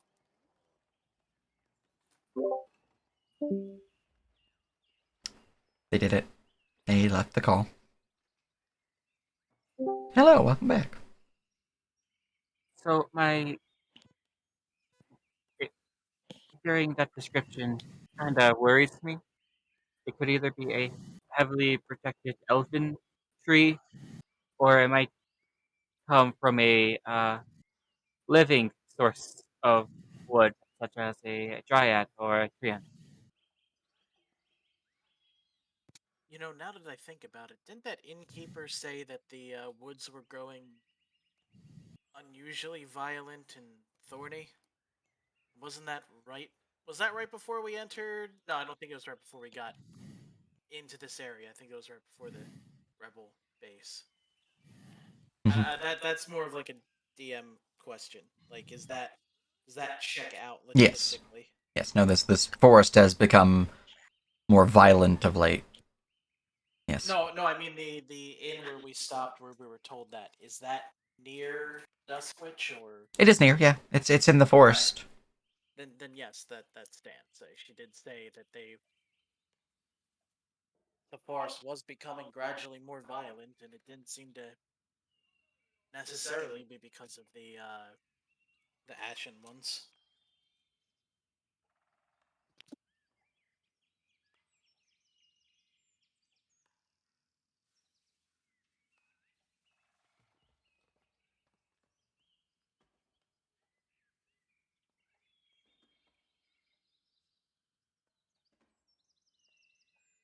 Maybe when Malrathis gets here, he'll have some answers for us one way or the other. Tell me, Larry, can you have some sort of sense when people are above you, yes? I could probably look for heat signatures. But can you feel it? If I'm close enough. And so let me get this straight. Out of character, how does your power work? Do you not have any idea where you are? Oh, I've got a vague sense of where I am. Because every time you've asked, you haven't said anything. I said I was down, which I pretty much am. Okay, but near the barn, near the lumber thing would be helpful. Like any actual descriptor. What sight are you actually using? Is it blind sight? Currently, I'm using my 10-foot blind sight. I Okay. could try to use my heat vision thing. So this is not something that one can just be. You don't really tell. Oh, I see exactly what I'm looking at. It's not like the way we see things. It's more of a sense of what's around you. Of I feel that there is something large next to me, or I feel the shape of something rectangular. You know, like this building would be something like a bit of that nature. Yeah. Or I feel the shape of a humanoid if you were within 10 feet. And they seem to be somewhat feminine in form, for example, if they were to look at you in your natural form. That is what blind sight would provide them. Certain other creatures would have more details. Certain other creatures would have even less details. Well, it's tremor sense. Sorry, not blind Oh, sight. tremor sense. Okay, that's even less then. Yeah. They just get vibrations. They can feel your presence in the area due to the vibrations in the earth. So, if for example, there's a building here, which there is, tremor sense would not tell them that there is a building here, because the building is not making any tremors. They physically cannot see the building. If the building were to move, then they could see it. I would assume that I can tell that I cannot pass through that area. Yes, if you can physically see what you're seeing with your eyes down below, but you cannot see it with your tremor sense. So basically, you're seeing a bunch of dirt. But once you get to a certain point, you'd be like, "Oh, look, that's gravel. I can't go through that." Yeah. Oh, sensitive is sense. For them, it's a 10-foot tremor sense, so it's not the most sensitive. But I mean, I've described them feeling the booted steps of people above them. So. Wait, tell me if you can. Well, no, that's going to be hugely metagaming because I don't know where he is. Actually, it wouldn't matter either way. I'm 15 foot down. You fucking killing me, Smalls. I had to go under the gravel. It's true.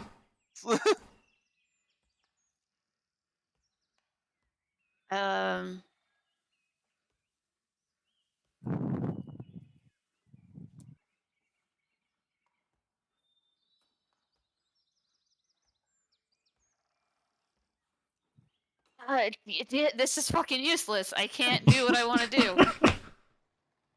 It's the cursed existence. Burrow is kind of powerful, so there's limitations. Right, she will just ask, Wary, can you bring yourself to the door of the lumber mill? She does not know if you can or cannot. Because this Probably? ground looks like it would be soft, I'm assuming. Yeah, anything that's not road is soft, essentially. Or, like this. The problem isn't this the mill? Yes. Yeah. Yes, this is this is where I want you to be. I just don't know that you're actually here.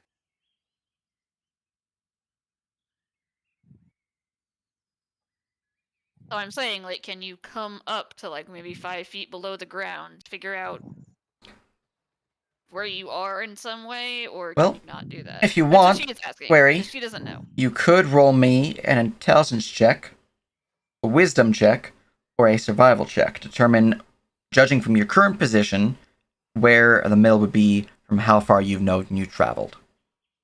Since going down. Because you do know from when you were on the road, where the mill itself was. You can kind of math it in your head where you'd be. All right, with a 16, you can math your general position. You're pretty close to the barn. Yes, I am pretty close to the barn. I'm probably near the north side-ish. Assuming that the map is facing correctly. The map's correct. You close enough to feel something if it were to hit the ground?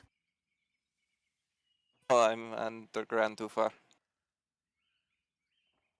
Okay, can you come up to check if you can feel something? When it's my turn, yes. You're free to Okay. move. Oh, okay. We're gonna kind of need to do this Yeah, simultaneously. you guys are free. Your guys are considered to be in one group right now. Okay, Free to I do. Active map. Yeah, so I'll come up to 5 feet below the ground. It's also worth noting that if they see any hint of wary, they're probably going to try to kill him and all of us.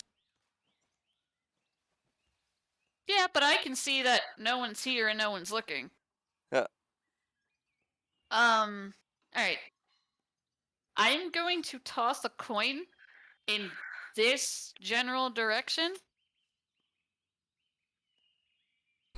And I want to know if you can feel it. Roll me a dexterity check.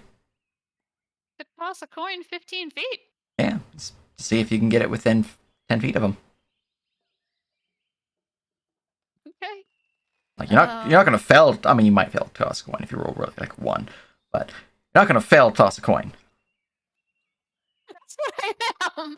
I could just imagine my character with it balancing on her finger, just like trying to make it flip. I mean, if we're talking about me, that will probably happen because I'm not the best at tossing coins. Yeah, I'm just gonna burrow 2 fingers out of the ground and pull that coin down to me. Yeah, it easily lands within 10 feet of you, whereas you feel the vibrations of the ring, or the coin ring out throughout the dirt around you. Yeah, as I said, I'm gonna reach up, burrowing, grab the coin, drag it down, Roll me a stealth check. pocket it. Why would you do that? I just wanted to know if you can feel it, not touch it. No, it's too late. Roll me that stealth check. Advantage for being underground? Yeah. I mean, you're only your hands being visible, so. It's technically only my fingers, but yeah. Well, you know. Well, wasn't 1. All right. Luckily, since everyone who would be able to see this currently is distracted, they have a -5 to their passives. So, Nara, you would see fingers reach out from the earth next to the road leading into the barn and grab the coin and drag it under. Looking around, seems no one else has noticed. I wish you weren't taking unnecessary risks. I'm sorry, was that not the thing you wanted me? Okay. The next thing you feel hit the ground will be the wood. Grab it as quickly as you can, as in take a ready action as soon as you feel it, and get it outside into the forest. If Sophia or Ailey, and this is an open call, can be manipulated to get it back to Cry, she might be able to tell us more. Okay. Ready to grab wood. All right. I toss wood. All right. You know where you're aiming for, so the DC is much lower. But roll me another dexterity check.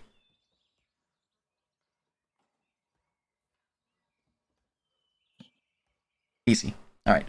The wood chip flings in your general direction, Wary, within 5 feet of your position, and lands there as you feel the rhythmic vibrations enter the dirt. You would then have your ready action grip out as you reach the wood chip and pull it under. Roll me a stealth check with advantage.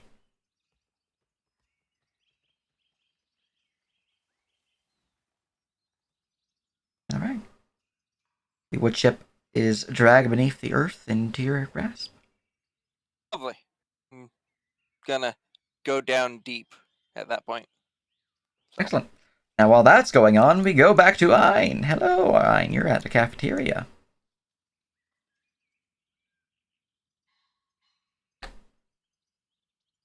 You're also muted if you would like to talk.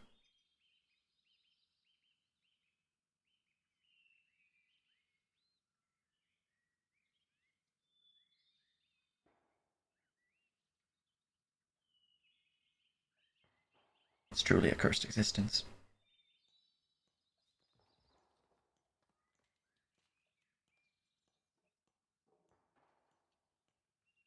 Sorry, I was eating. Okay. All good. Let's see. Can I determine from my pyromania, is this the flammable type of alcohol? What are your lures? My lures are. Well, let me actually pull this back up again.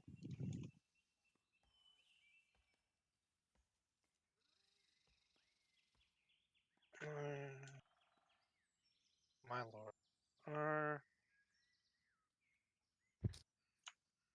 Vazian Nobility, Vazian Underworld Criminal, Yokugan Society, Vazia Military, Resistance History, Divine Curses Oracle, and Yokugan Bloodlines. So, probably not applicable. You can roll me a Why do you nature have so check. many lures? I mean, y'all should have 5 plus a number of lures based upon your charisma modifier. Oh, that's why I only Charisma? have 5. Charisma. Yep. Yeah. I need to recheck that. I have updated the character creation, I believe, 2 days ago. It is updated for the living world purposes, but it should have like all the core character creation elements into it. So like it tells you how much lore you should have. It tells you how much HP you should That is have. the raw macro? I think they might have been different when we started, but either way, I'll double check. Yeah, some of it is not applicable to you guys because you guys do actually roll for HP, where the character creation document now just says you take average, so you can ignore that portion of it. I'll be finding you guys a Discord channel to put your actual character creation rules in, but for the most part, that page is still accurate for you guys. You want to say something, Cry? Oh, no, I was just saying that I had 9 more. Yeah. Another big update, which is actually not something that you guys have been applied, because I made this maybe 3 days before I made the character creation update. All the backgrounds, or maybe further, I don't remember actually.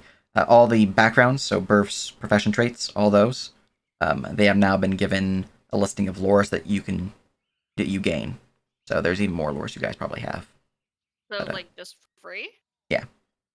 Oh, shit. They also add to your. I'm pretty sure you get like 1 or 2 of them, and then you add those to your list of lures you can choose from your origin. Because with the Living World, we've been doing pre-made origins, and those origins give a list of pre-made lores, and then those birth and profession traits would add to your list of lores you can pick for your 5 origin lores.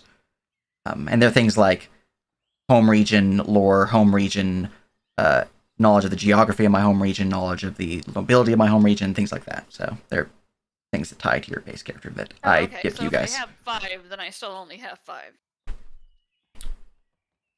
You should have your. Gaining any. So the way that I did the birth and professions is that those were essentially representations of what I give you. Because I give everyone their own lores based upon your backstory that you write and you send to me. Okay. And then the 5 lores from your origin are things that you specifically choose. So Either way, So- something to look at Yeah. for later. It's 'cause fine. a lot. Yeah. it's fine. Okay.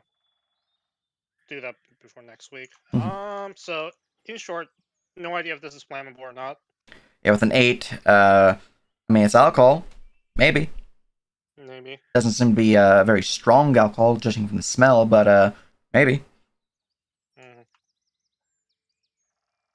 With Is enough there a- pressure, anything's flammable. All right. So in that case, let me see. How tall is this building? The building there is about effectively 10 feet tall. Okay, so Uh, trying to actually clog smokestacks. I just looked at the character stat things I have for you guys on the overlay. I'm like 58 HP, 58 HP, 66 HP, 64 HP, 130 hit points. It's a huge jump for Wary. Well, to be fair, barbarian. Yeah. With tough. I forgot how much HP you guys have, and it surprised me for a second there. I mean, part of the reason was I wanted more movement speed. It's true. It's true. Anyways, carry on. Okay. In that case, we will go back to potentially Plan D at this point. There was lumber over here, right? Right there. Well, You can't see that. There's a wall. yeah, I can't see that. So in that case, I would try to like sneak around here and then just go take a look at what's over here. All right. Sneaking your way forward. It's easy enough to do. You go check your perception or your stuff from earlier though, just because I forgot what it was. I think it was like a natural 20, so 22. Yeah, 22. Yeah. Just found it. All right. Let's see here. All right, you stealthing on through. No one seems to be the wiser to your shimmering field that is your invisible form. Not making much noise either. As you push onto the other side, you can see that at this point in time they are starting to set up a pallet of sorts, a sled that can then house the wood string through the pathway that you're on. North of you, though. So I don't want to stand on that Yes. for too long. North of you, though, you can see that there is a large structure that seems to be housing piles of loose lumber. Does it look dried already? The lumber itself appears to be dried, yes. It looks to be cast off pieces of lumber that were not necessarily deemed fit for service, though Okay. fit for other uses, perhaps, which is why they seem to be kept.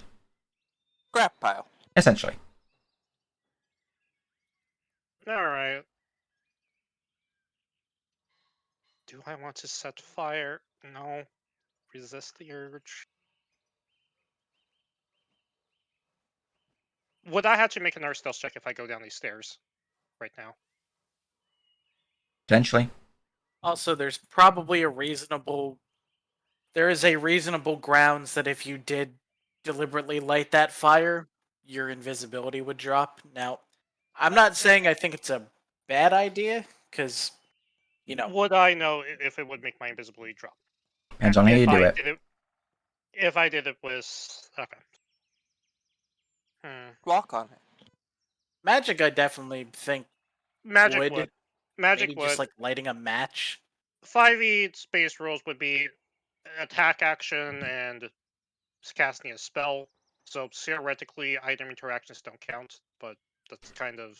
My big thing is, depending on how vigorous the motion will be determinant of if the invisibility drops. So if you are just, for example, lighting a match, that's very simple. If you are using a tinderbox, that requires a bit more effort. If I was pouring in oil, then lighting a match and dropping it. If you're pouring oil, lighting a match, and dropping it, it might not break the invisibility spell, but if anyone does look in the room, they're gonna see some oil pouring onto their pile. Yeah, obviously, that's a... If anybody looks, they can see it. Yeah. But I would consider that pouring oil would not be a vigorous action. Mm-hmm. Now, if you're using that as a attack action, so for example, if you're trying to throw acid flask, which would be considered a pouring of oil type of action, that would be an attack. Yeah. But if you're not like going, please come out, I need to, set this thing on fire right now, it's not an issue. Basically, if you're under duress and pouring out oil, it's an attack. If you're not, then it's fine. You have time to just let it throw. Basically, what I'm looking for is, can I make this look like an accident, quote unquote? Well, using oil doesn't exactly infer accident if they investigate. But, yes, obviously. But for distraction purposes. For distraction purposes, probably. Maybe. Depends on how you go about it. Mostly, I just want to see if there's any way to pull these guards away from here. Choices. I could also try to go back here. Does this look like a living quarters of any sort? When you look through the window from the second story balcony, it seemed to be a simple hallway with a few doors, so it's hard to tell, but it is a 2-story building that seems to have no real purpose in this area, so if it is in this area, it's probably some form of living quarters or office space. Okay. In that case, to secure my escape route, if necessary, does this place look like I can drop off from here safely? Yeah, I mean, it is definitely high up, but if you roll an acrobatics check at a low, moderate DC, it'd be fine, no issue. Basically, how high up a drop is this? 10-foot drop. So it is a d6 damage, but if you willingly jump, there's an acrobatics check you can make to reduce the fall damage to 0. I see. Okay. In that case, sorry for this, but I will sort of walk back here, and then Right. go back to this building. As you walk back to this point here, you can see that there are some. Well, you can't actually see them because you're not at the main doorway here, but you can hear that the boss saw is actually drilling through wood at this point in time. Okay. Acrobatics check it is. Yeah, people have been walking up down the pathway and grabbing the cart leading the wood, and then they would have brought it here. So, Okay. Acrobatics check to sort of just drop down. all right, give me that In check. Case, I don't believe I'm trained in this, but up. All right, DC is 12. Cool. Up. Okay. Right, you jump the 10 feet and reduce the fall damage by a decent amount. I don't need to worry about the actual math for that because I know it's more than enough. Okay. And then I'm about to sort of head back here. This is probably easier to get in with disguises, invisibility, and then disguises in worst case scenario. Mhm. So I will go look for disguises. All right. So heading back this way. And although I did that, naturally I'm going to dodge, like, say, the zealots, because I know they are perceptive. All right, making your way up that way. That does take you some time to do. And we will return back to Lunara and company. I will also make a note here that I can fireball this if we need a all shit hits the fan distraction. Yes. Thank you for having conveniently flammable wood over there. Well, Lumbermill does what Lumbermill do. Yes. All right. Lunara and Weri, we have returned to you having acquired a wood chip. And Lunara, going you said wood chip. If you want to do Wary's part in like getting out and getting it to the group, All right. fine with that. Weri, we have returned to you having acquired a wood chip. Lovely. I'm gonna go up towards the north area. Well, you're free to move your character. All right. Consider anything you want to say to Garridan or Cry as far as how you're gonna get them the chip, or like where you're gonna put it in the woods and all that. I am relaying messages, so talk amongst yourselves like I'm relaying it. As I am not hurrying, so I don't, make people notice me. I'm gonna be moving very slowly. Only 35. Oh, okay, maybe I should go then. It'll take a while for me to get anywhere. That's my lot in life. Well, I mean, Lunara's only moving 20 feet around for their stealthing. Yeah. Or, if you can move 40, because you can move, yeah. So you have bonus action stealth. To actually move a bit faster. And there's certain things I believe you can take later on to be able to let you do 80 feet stealthing, but that's for later on. But, yeah. No, they actually a bit faster than Wary right now. Still moving at a slower pace, but, it's walking pace for most humans, so, it's, walking stealth is pretty good. Anyways, you're stealthing back to the party, and, Lunara, what are you doing? I'm gonna go check out that building across from me. Alright. Well, you look like a young adult man in ragged clothing. Probably. I mean, you can't really change your clothing, I don't believe. That's more of what they see. But, you're a young adult man. That's what they see, and their alterations are therefore based upon that. You're free to move. Alright, I'm still going to try to keep up stealth. If I'm caught, I'm gonna try to make it look like, I'm trying to hide from the big bads that I think are attacking the place as I move across. But basically, I'm going to try to move stealthily, but like I belong here. Gotcha. And just So you're heading to the Heading residential here, 'cause area? I don't know that Ian's here. Yes. Well, roll me that stealth check.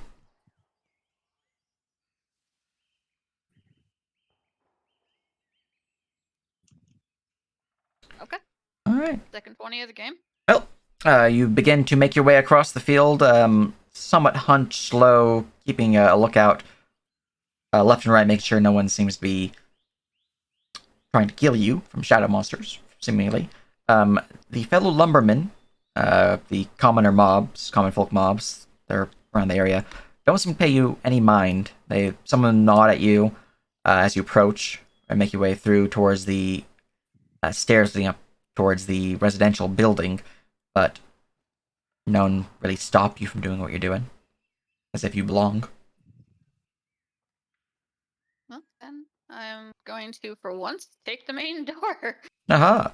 At this point in time, Fine, you would be about here, just popping off from your jump down, as you would see Lunara is, well, at the roadway leading to the residential building. Wait, would they see me? One, I'm stealthing, and two, they don't know that I look like They- a blended person. You would Line of see sight. a human. Well, you're stealthing, yes, but line of sight, yeah. It's, Squint. they're actively looking in your area, which is why these guys would have seen you pass by.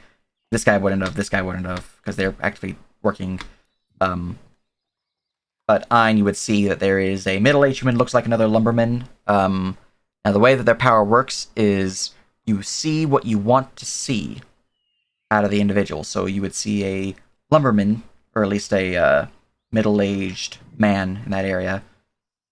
Is there anything that you particularly want to see of this middle-aged man? Like, do you want to see someone guard in your way? Do you want to see another common folk lumberman in your way? What are you wanting to see?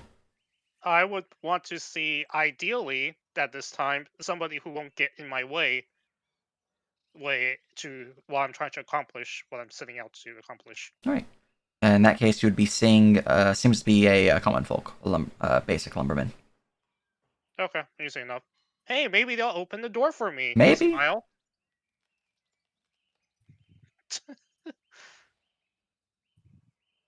Um,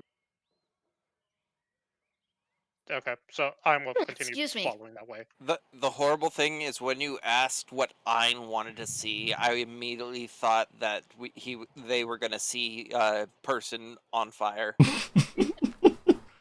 That is also potentially true, but Well, I still. mean, it's fine. Don't worry Just about it. a random flaming person walking If there around. was a random flaming person, that would be a dedicated voice. Oh, it's probably question mark one of my allies pulling some shenanigans. Anyways, as Which you're... would also be something else I want to see right now, because being yeah. alone, being like cut off from all communication with my allies kind of sucks, and I'm resisting the urge to just fireball everything right now. It's true. Unfortunately, they look like a human man. Okay, maybe it's somebody I can follow in, knock out, and steal their stuff. True. Alright. As you're making your way that way, Lunar, are you heading up the stairs to the balcony or heading to the main door? Which I feel some never mind, I'm not gonna joke about that. I'm just gonna get back to the session. I'm just gonna walk in the main door like I belong Well, there. the main door's here. Oh, what is this? That's the balcony that leads to the second floor. Oh. No. Is the door open? Door's closed. This guy would actually be further in, so I'm making it not visible. Hold on. Are there windows up here? As you were here, at this angle, you would have been able to see a couple windows on the second floor, yeah. Is there a door up there? Let's see. Past perception, you'd be able to see a door, yeah.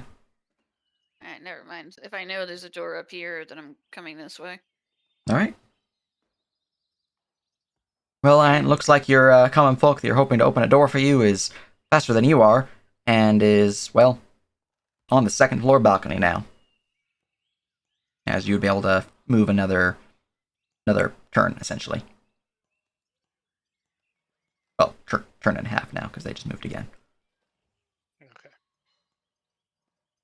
Yeah, so I'm just gonna kind of try to look in the windows and see, like, hey, is there a guard standing next to this door? All right, I'm gonna go back and reveal my second floor again. Looking through the window, you appear to see what looks like a hallway. No one's inside. It is cold, empty, and it looks like this. Just a simple hallway. Why do I feel like the girls from The Shining are gonna be down this hallway? Come play with us. No. And play. No. I I'm not a mean, star. I would be perfectly at home with that type of campaign. Just saying. See, you need to do my Thursday campaign then. They're doing spooky haunted house stuff. Unfortunately, that's when I run my game. Oof. Yeah, I will slip in the door. All right. Well, the door's locked. Oh. All right. Person was actually I have seems to his proficiency too. What? Yeah, I do. The door's not gonna be locked for long. Yeah, But, we both do though. But you have better decks probably. But you have 2 turns to move, Ein. So you're free to move your Okay. character. 16. Okay, that's my movement. All right. Hobble, hobble, hobble. 16. 16. All right. The lock is picked. No problem. Takes you a bit of time, but you do pick it. Do I hear the lock being picked? Like, Roll me a sleight of hand, Lunar. Well, I'm really concerned because if you can hear it, then The DC's got a pretty big. It has a pretty big boost. I just want to see if I need to worry about them. So I don't think they're gonna hear it. And 4 tumblers into a lock. Okay. Skill check. I don't think I have any advantage on this. Yeah, no, you cannot hear the lock picking.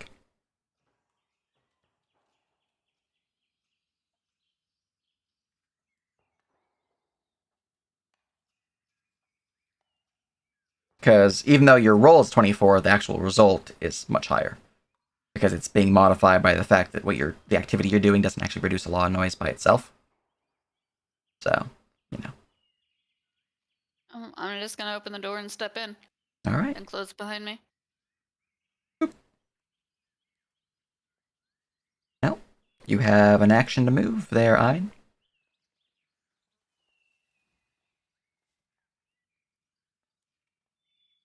So you get to the top here. You would see that the door closes.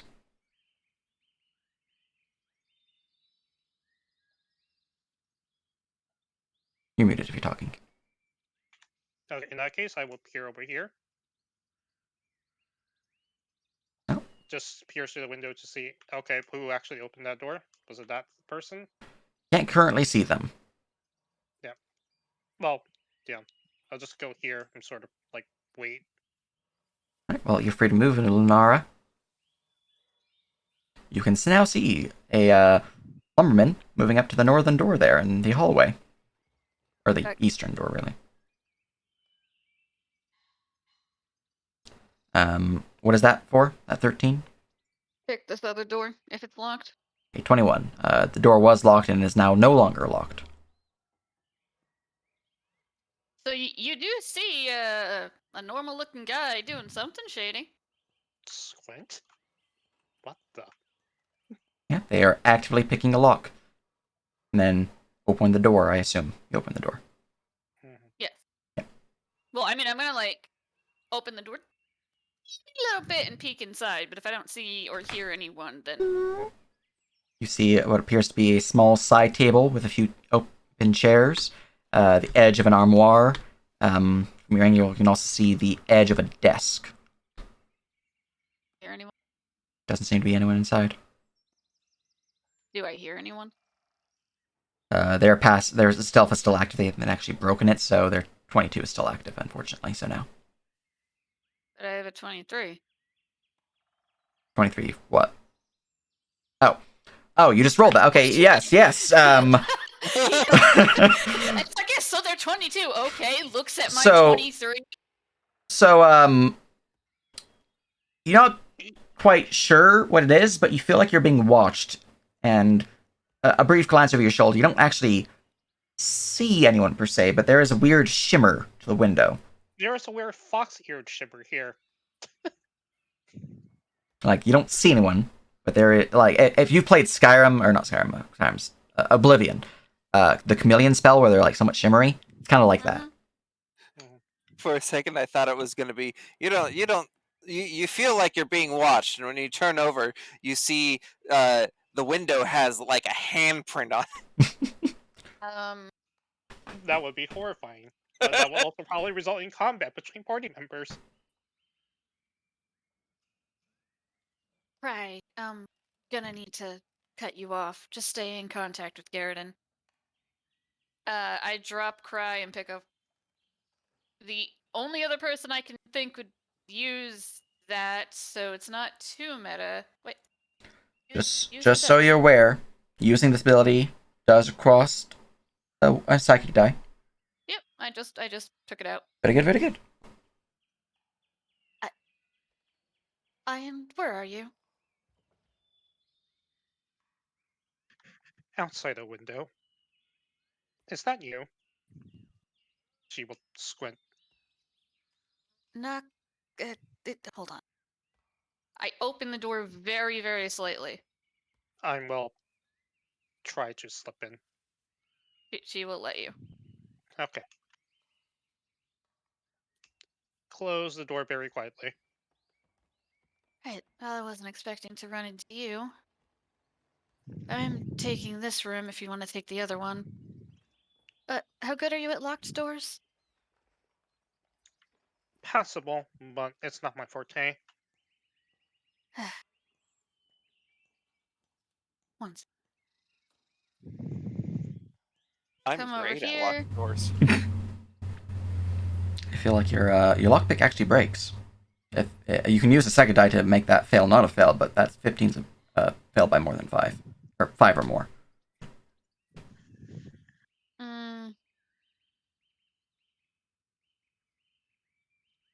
Yeah.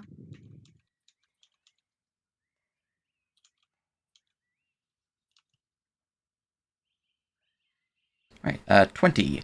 Your lockpick does not break, but you do not pick the lock. Okay, I'm gonna try again. Alright. Alright, never mind. There's no saving that one, unfortunately. Well, if you roll really high, you might save a lockpick. Otherwise, your lockpick's breaking. But I assume you're not going to bother rolling a second die. Okay.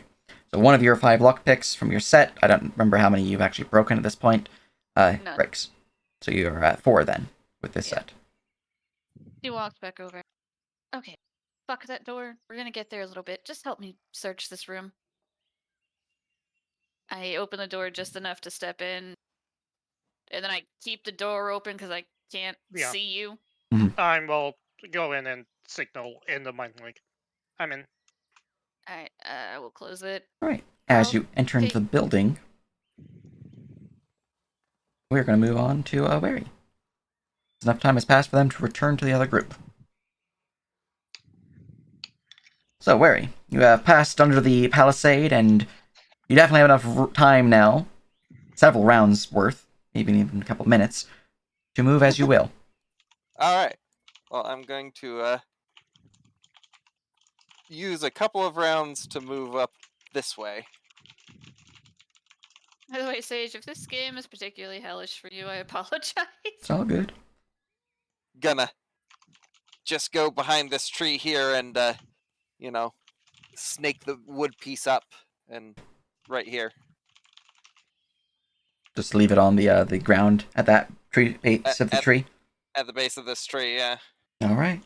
And as I do that, I will use the mind link to say left, right behind tree near north of wagon. We'll get that to Garridan. Alright, does it seem like they're particularly looking at my owl, or are they just kind of like accepting that it's a pet, just kind of flying around? I mean, they're watching you guys. They're not really, like, particularly keeping an eye on any one of you. but they are watching the party as a whole. So if your owl does try to swoop away, that would be a stealth check.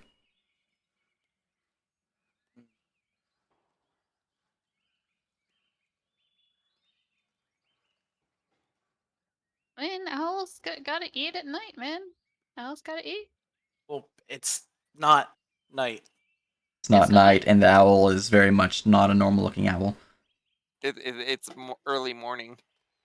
Well, this map is very dark. It's misleading. That's because you guys are in the, I actually don't remember the name of this forest. The Noctis Wood? No, that's the other forest. Duskwood? You guys are in the forest known as the Duskwood. Yes, thank you. Yeah, it's unnaturally night here. I have a lot of darkened forests, so I get names mixed up sometimes. Well, it's unnaturally night. An owl might get confused, think it's hungry. Honestly, since Allie is actually intelligent, well, like, independent is more like, and doesn't really have to fly, it might be more successful if they try to grab it. I'm just wondering if that will draw more attention than an owl swooping off for a mouse, but I am not there, so you do you.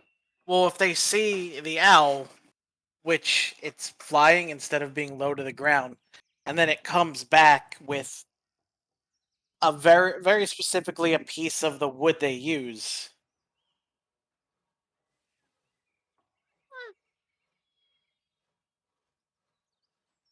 I mean, I imagine that they could just like land on your shoulder, drop it into your hood or something. I don't know. Well, they have to get it to Allie, or excuse me, Cry. That's true. Like, I don't know.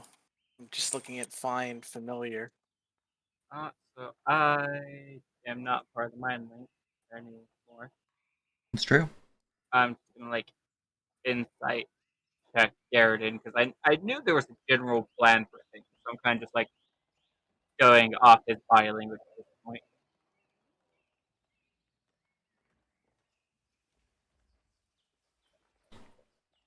Well, there's definitely something going on in Garriden's mind. You can tell that there is information being transferred, judging from the previous fact that you were in this mind link. And there's a lot of glances over in your direction. So, take that as you will. I can't actually provide you more than that with an insight because you're not actually in the communication link anymore. Looking at me, or Yeah, Cry's just kind of looking at like the area. oh, I thought you meant like the guards were now specifically looking at me. No. Yeah, the guards are just keeping an eye on all of you in general. Let me see. Which at this point you would see that their blast spell has faded. Because, it's definitely been more than a minute. While this is all going on, can Wary go back down? Yeah. Just to say it happens. Yeah. I completely forgot that I had Yasker turn into a badger. Explains why he's 10 feet below. Oh yeah, the NPCs haven't moved in a while. Well, I thought they were part of the, we're just gonna pretend we're under arrest right now, but I forgot that, I just looked at Yasker and I was like, why has he got that? Oh, that's the burrow sim. Oh, he's a badger. That's why he's also small size right now. See, he can burrow through stone, but I can't. Yeah, well, he's a good badger. Yeah, he should probably have like a couple minutes worth of actions to do. Yeah, well, I was gonna have him do a thing, so let's see here. What was I gonna have him do? Let me go look at my notes. Team view. And my notes on him would be... Sky, when do you have to leave? Probably close to 8. Oh, All right. I don't know what time it is for you. So about 21 minutes. Okay. That's fine. I mean, we can finish this up at the very least. Mhm. So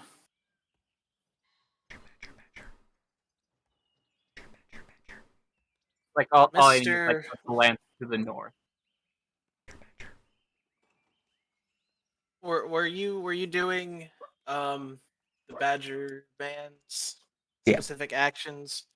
What I think I know what I'm gonna do, but They are currently doing some snooping. When they return, I will provide you the information they have gathered. But All right, Wary would have actually noticed them pass by as they were passing back through the gate. It seems that the Badger would have traveled towards the lumber mill itself. Okay.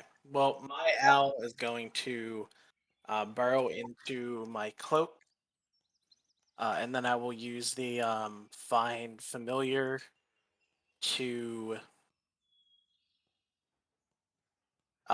put it into its pocket dimension. I'm going to cause it to reappear a space within 30 feet of me, which will be inside the wagon. Excellent. And then it will fly out towards the trees. If it is carrying that piece of wood, will that drop when it goes back into the pocket dimension? I've had this question asked before of familiars in the pocket dimension. Do you recall what my answer was, Sky? Because I remember I had to answer it for Rylan. I know. For Rylan, I know the answer.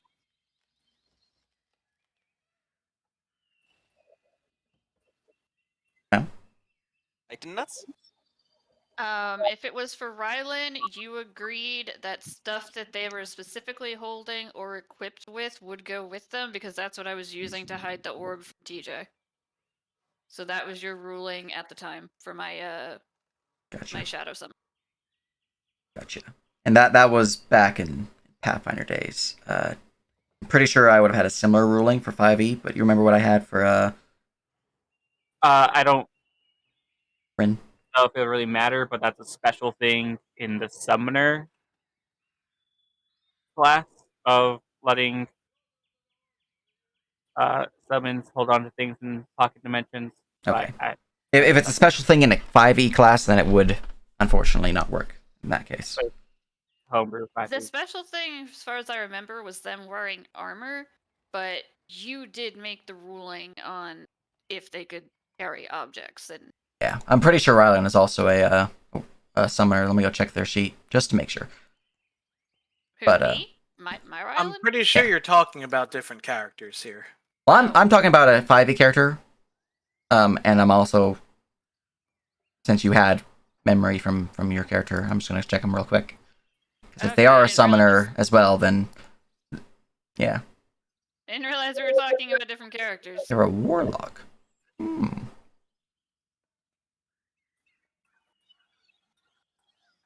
Yeah. Because there's Rylan, which I had for your orb, and then there's Renea for my third Sunday game. For some of it, that also had a similar situation. But if it is locked behind a particular feature, To be fair, with Renea, Jordan was just trying to be gamey on like anything their familiar could do. yeah, I mean, So I think you just turned it down just to not let them have super powerful familiar. yeah. I didn't remember if I agreed to it or not, so that's why I was asking about Rin. Okay. Well, I have said yes once. There is a class feature in 5e that says it has to be a class feature.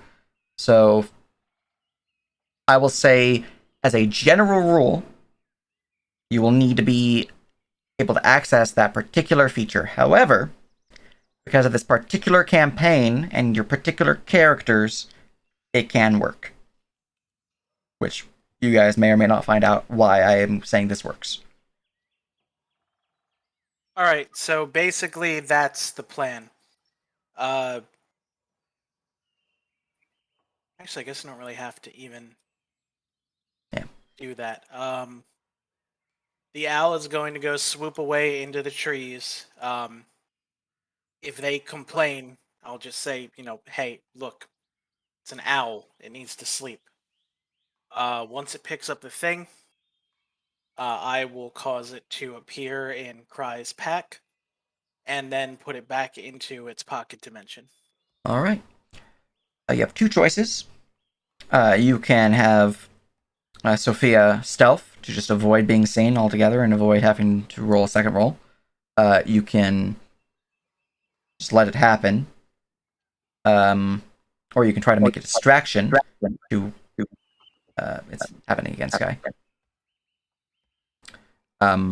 To aid in their stealth.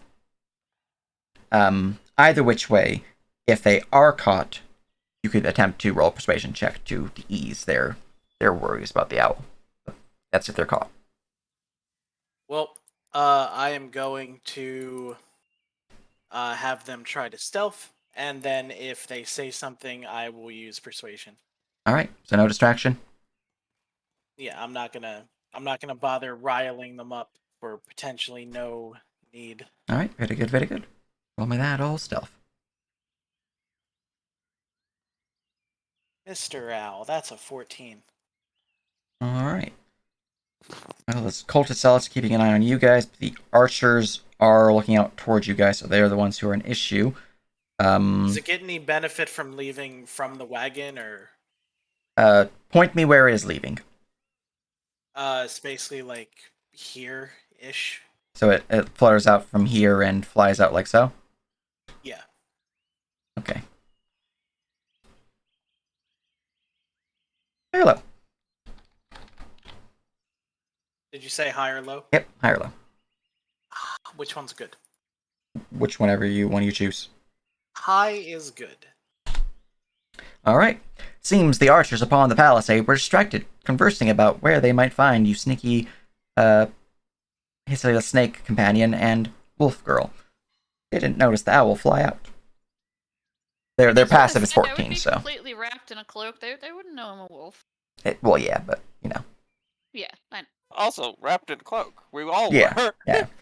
I mean, you guys are in a particular region where you should be disguised, so I assume you guys are wrapped in cloak, but, you know. Well, I'm just saying, I don't think there's a 12-foot cloak for your tail, but Well, no, but They shimmy. yeah, a shimmy. Yeah. They're in that large-sized robe that Ryan gave them. Yeah, I have enough movement speed. I can get away with it. Yeah. Anyways, Sophia does manage to hoot their way out and in towards the woods, where they would snatch up their wood chip. While that's going on, where did you retreat, or did you do anything different? What is your plan? Gonna go ahead and go back into the compound. All right. Any particular direction? I'd probably head toward the northern area.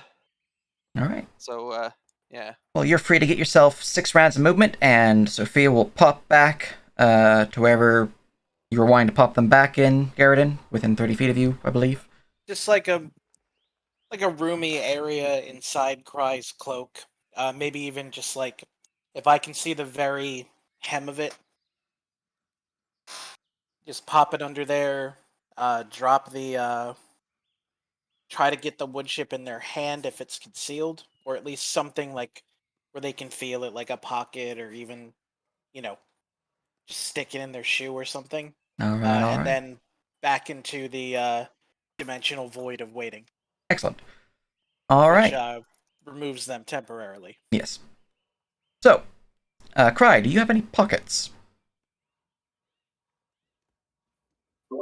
I'd imagine. You can also tap the piece of wood on Cry's arm or some. Well, she can also, or whatever. If I don't really think Fae have strict gender. Sophia can tap the piece of wood on their forearm or something. All right. You would feel a soft click against your skin, and then a bit of a weight drop into a pocket at your side as well. Bird suddenly appears within your cloak, which is very obvious, but that was not the tap nor the weight at your side you felt. I'm just imagining the Harry Potter Sorcerer's Stone scene. That's fair. And now imagining Hermes flying into a window. So, Ailey is going to fly out from this wagon over to Cry. Oh. Carry on. and start making a fuss. I'm like, okay, fine, let's get you something to eat. And we'll like take a step up towards the wagon, look between the zealot. Do I have permission to feed my dragon, your majesties?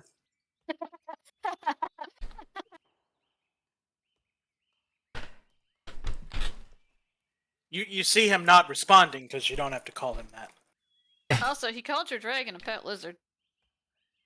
Or no, wait, he didn't. A guard did. The guard did, yeah. You can feed that creature all you like. And we're no kings, we are simply servants of the holy light. Servants implied you don't get paid. What? No, it doesn't.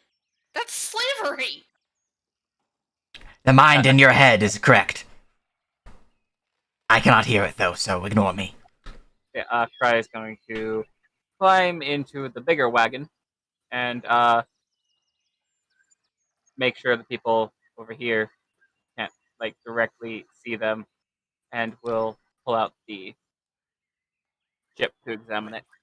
Find that servants implied they don't get paid more than the people they serve. Yes. All right.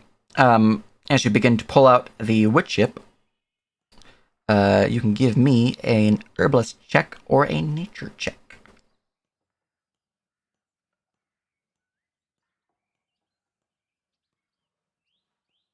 Okay, I see. I see what you did here with Nibirius.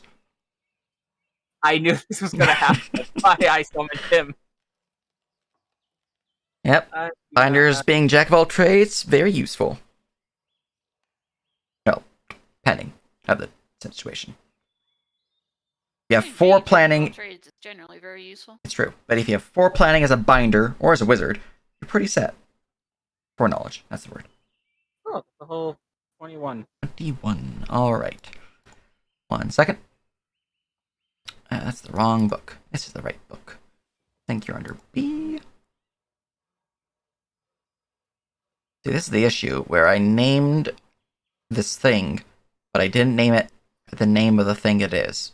I have to find it in this book. I'm going to search for... And you don't just have random cross references everywhere? I have a lot of creatures in this bestiary. And a lot of them have similar traits, so I can't just look for this trait. Look at Mr. Prepared, not making shit up as he goes along. Hold on. This requires the deep notes. I was just about to say, don't fly too close to the sun and go into the deep notes. Yes, let me bury myself into my deep notes now. I'm trying to find the name of this creature in my bestiary. Go get the ancient sacred text buried deep in your closet of mystery. I feel like it's probably listed as like a mind save. Maybe it's under A. Okay, I'm gonna control that for solo boss. That's gonna be easier. I know it's a solo boss. Oh. Definitely not the Elder Brain. Definitely not that. Oh, okay, found him.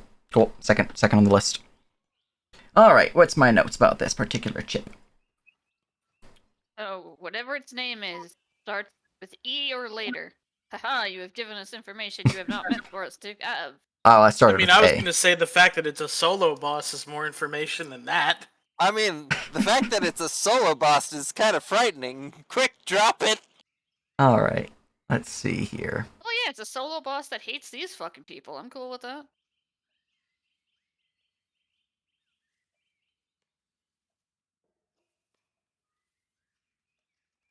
All right, with a 21, looking over at this wood chip, there's definitely something different about it. Something wrong, in fact. It appears as if the wood chip is still alive. You can still see parts of it shifting. The grain within it seemingly growing. That's not right. That's not normal. That is not something one would see from a tree. Definitely not an Engature tree or any of the other trees that you thought might be possible. Whatever this is, it is alien. It is different. With a 21, it's hard to really tell what it could be Unfortunately, I would need to know your lore to see if you can hit the DC. You don't hit the DC for me to tell you more than that without a lore to reduce the DC.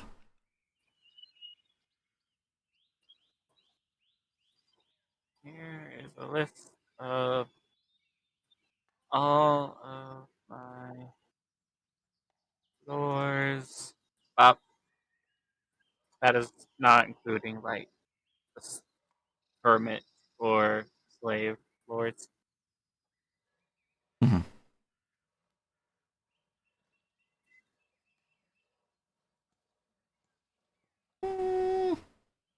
I'll read my flavor text on this creature, see if that one can work. Yeah, how my corruption spells work. The real question is it edible? Everything's edible. Try hard. Ailey Just is not probably everything is going to digestible. And some things are edible only once. I mean, most things are edible only once. I wouldn't want to eat it again.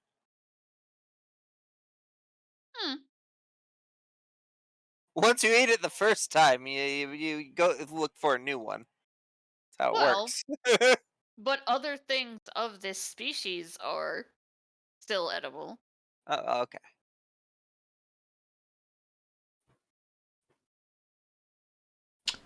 All right. Your corruption lore applies. Hell yeah.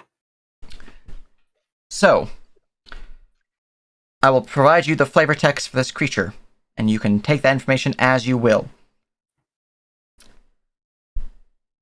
This wood chip, though that is most certainly not fully accurate, it's not wood chip, but a scale of a creature known as a Baruga. These ancient and eldritch beings were formed during the primordial chaos of first creation. At least so the stories say. They are cast-off drifts of the energies required to form life. These beings are otherworldly, domineering, and accursed, with an insatiable hunger for control. These beings can grow to unbearable sizes, continuing to grow until either they are killed or until they can no longer sustain their form with the vast supply of sustenance that they require. These beings were nearly destroyed in ages past by the Divine, pushed away to the far reaches of Materium. Some locked away, others hiding themselves, shrinking into the smallest form so that they may rule once again. These beings feed not off the flesh and blood of their victims, but their minds and souls, devouring the spiritual energy of those that dedicate themselves to the Baruga. It is the spiritual energy that the Baruga craves, the energy that they were once a part of before being carelessly torn away by the Divine. It's from this time the way that Barugas have learned how to dwell in the shadows and how to manipulate others to achieve their sustenance through hidden means. They form cults of followers, all devoting themselves to the Baruga. Through the Baruga's mind-altering venom, they are able to walk amongst their flock by means of their shape-changing abilities, gifts given them from the primordial chaos that shaped them. Though, now this is not something that I'm reading off of my actual flavor text for the creature, these stories that you might have heard during your time back with your master,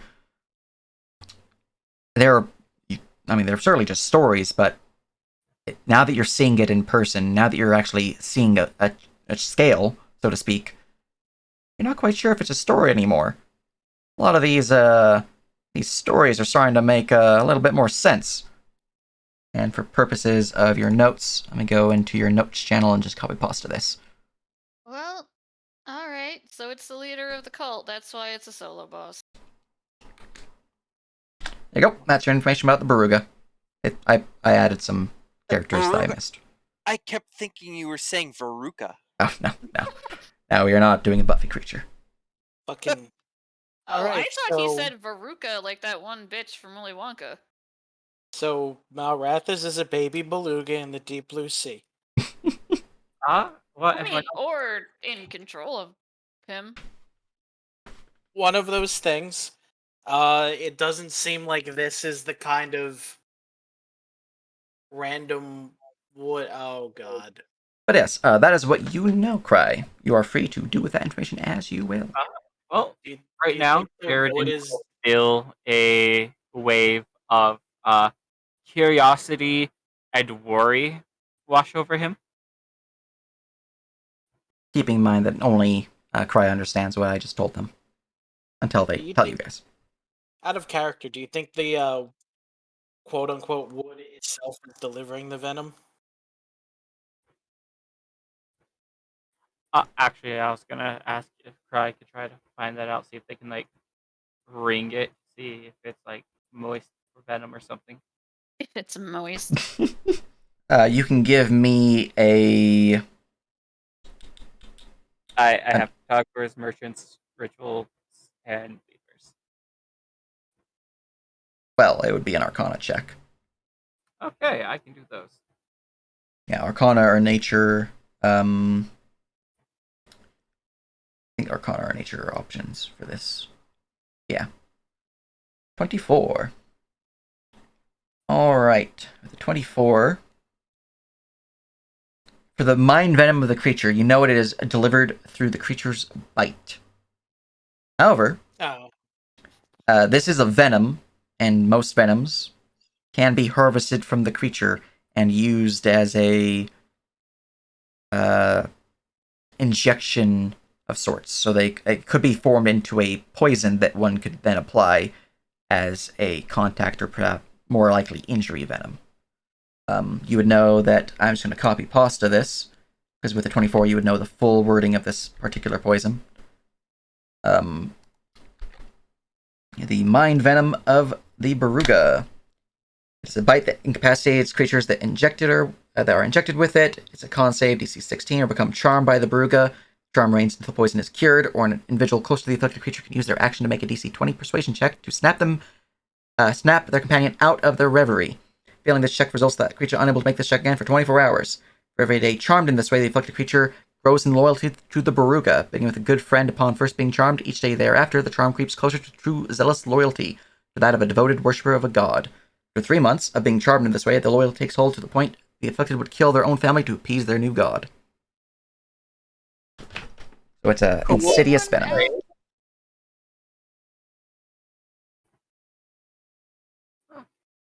Yeah, Cry's gonna toss that piece of scale into their bag.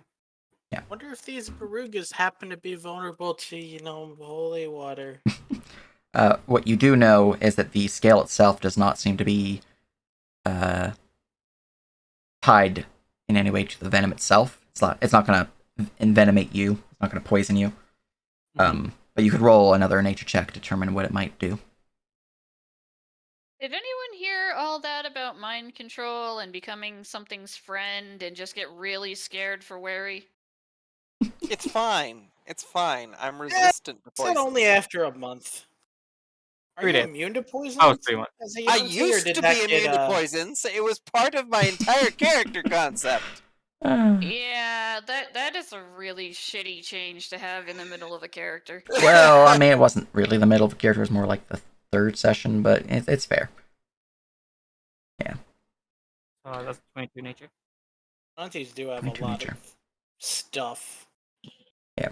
My big thing is for Wary, most weaker poisons, I'm just going to say they're immune. Like if they get bit by serpent's venom, they're going to be fine. But a lot of the venoms I will be using against players will be not just simple. So, How dare you? We So- are so I passing could- 8 though. yeah. I want to be mindful of cries. Yeah. With the 22, let's finish this soups up. 22. What you know about these scales? They are extensions of sort of the Baruga. While the Baruga cannot see through it or hear through it, if the scale is given time to seed, it can then create a link toward the Baruga, essentially extending its dominion, helping to further its expansion of its territory, helping to further its growth, helping to further its quote-unquote divine connection. Well, Cool. I got one more thing I want to do before I should probably head out. I believe it is this one. Yes. Hey, Primus. This Baruga thing. It probably shouldn't be left alive, right? Does it like go against divine code or something about being left alive? Beluga. Such beasts are abomination. They must be exterminated. Out of character, yes, you need to kill it. Cool, guiltless slaughter. Cool. So, curiosity and a whole lot of worry is what Garrett's feeling right now. Because I can't really give more information now without being in the mind link. Mm-hmm. How do I feel that? Ailey can provide their feelings. Oh, I'm gonna mind link. I don't know what this thing is, but it's bad. Meanwhile, back in the lumber mill's foreman's chamber, you feel that in your mind, Lunara. All right. I'm gonna get on up for now. Mm-hmm. Now, Yeah, I was about to say, do we want to continue with the parts that Cry is not part of, or would you rather us stop? that is up to you guys. We can continue with your skulking in the office, or we can call it here. I fully support you guys. Keep doing your stealth stuff and just have Cry relay everything when they get the chance to. I'm fine either way. I'm totally good if you want to continue skulking for a bit. Yeah, I want to continue skulking just so we're not doing this split, or we're going to do less of this split next time, because I do feel like this has to be kind of hellish on Sage. Yeah, it's fine. Have fun, people. See you. Gotcha. Enjoy your time with your friends, family, whoever's coming to you. Mm-hmm. Have fun. Yeah. My big worry is for the other players, so that's why I keep switching between players as we go. So I'm not. It's not an issue for me. We're focusing on It's stuff. fine. Don't worry about me. I have sandwiches. Sammy Sandwich. Well, Yes. that's what I'm thinking. Like, the other players, we can fuck off, go on Reddit, play on our phone, eat a snack, but you pretty much have to be on the entire time. I mean, that's true for any game I run, regardless of what's Really? Because happening. a lot of it is us RPing amongst ourselves. I mean, that's still kind of true for most DMs, but Yeah. I get what you mean. Mm-hmm. All right. The pair on Lunara's neck, well, where really all of it will slightly stand on end, and she'll look to Ein. Well, where Ein should be. Yeah. I don't know what just happened, but I gave them a clipping of wood, and whatever it is does not seem particularly pleasant. Is this where we just burned down the entire forest? Not quite. We do still need some evidence or valuables first. Anyway, I'll take the left side. You take the right side. Where the hell is the bed? Okay. I'll take the left side. You take the right side. Sounds good. Let me know if you find anything, any uniforms or anything. Mm-hmm. By the way, Sage, I will lock this door. Gotcha. No problem. With your tools, you can lock it again without issue. Examine this. Right, you see a large chest of sorts. It is bound in some form of brass-like metal. Seems to be more decorative in nature, but it does seem to give it some structural integrity. You can see it does have a locking mechanism upon its front, though it's not like a padlock that can be just broken off. It is an inbuilt locking mechanism. But there is a spot for a key to be placed. Perception to see if it's trapped. Well, you can roll me investigation to finally look it over. Perception to look it over. Traps that might be more visible. I'll do perception because I have minus one mod to my investigation. Mm-hmm. Squint. Alright, looking over the treasure chest, doesn't seem to have any traps. At least nothing that's immediately obvious. If there is any traps, it would be in the interior of the mechanism, which it is possible one could see those if they were keen of eye, and you think that you would have seen them if there were any.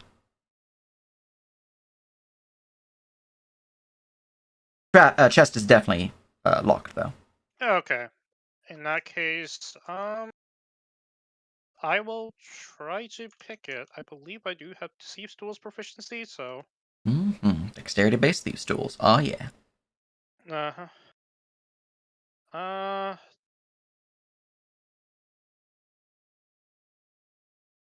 Also, I'll just include this. Pick. Pick. Right, with a 15. The chest is not picked, and you break a lockpick. Unfortunate.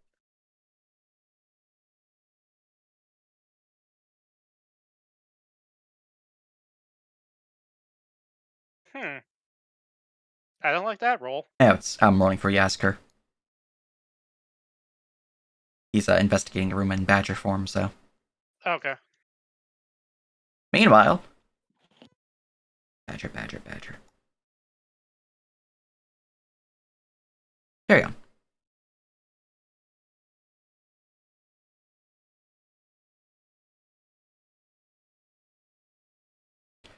So, you see that you are in front of an armoire.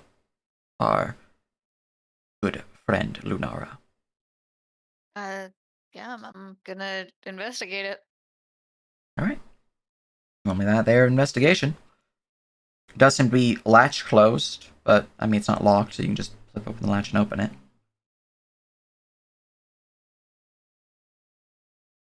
23. 23. Looking through the armoire here, a lot of the clothing appears to be well made, not like dress wear, but like well spun, thickened pants, woolen jackets, cotton shirts, a lot of clothing that would be designed for a workman's attire, something that one would want to wear while in a colder, more damp forest. They definitely appear to be more broad of shoulder, built for someone who is, well, a lumberman. And if this person is here, if they're working here as the foreman of this lumber mill, you have not yet seen them.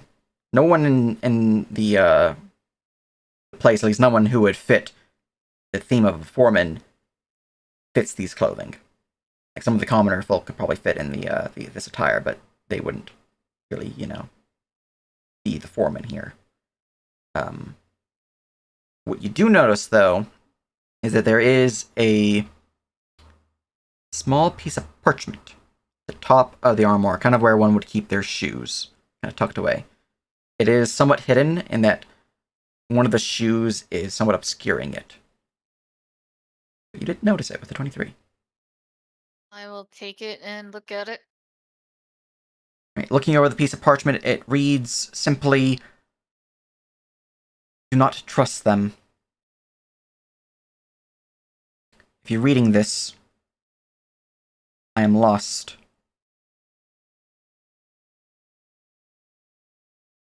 They have built a chamber beneath the mill. They found its secrets, and they know. Do not trust them.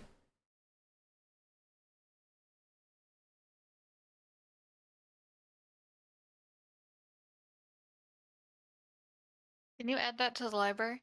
Yep. Sage, I want to know exactly who wrote that note. I'm gonna pull out my tiki mask, put it on, do a thing.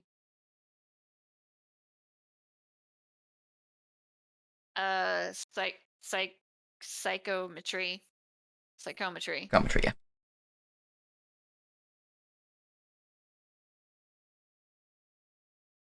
Wisdom, perception, turn. Okay.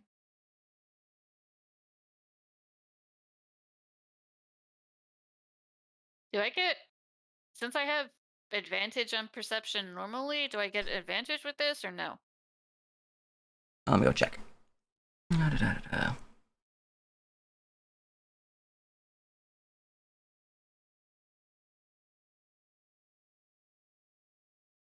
If you normally have advantage on such checks, then you would have advantage on this. Nice. Over a 20 is what I wanted. Yeah. I'm trying to see who's writing on this piece of paper.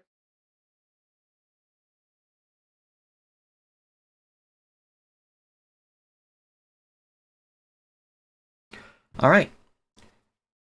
Let's see here. Campaign, ghosts, handouts, PCs, Asia, Dusk Witch. All right, where are you, my buddy boo friend?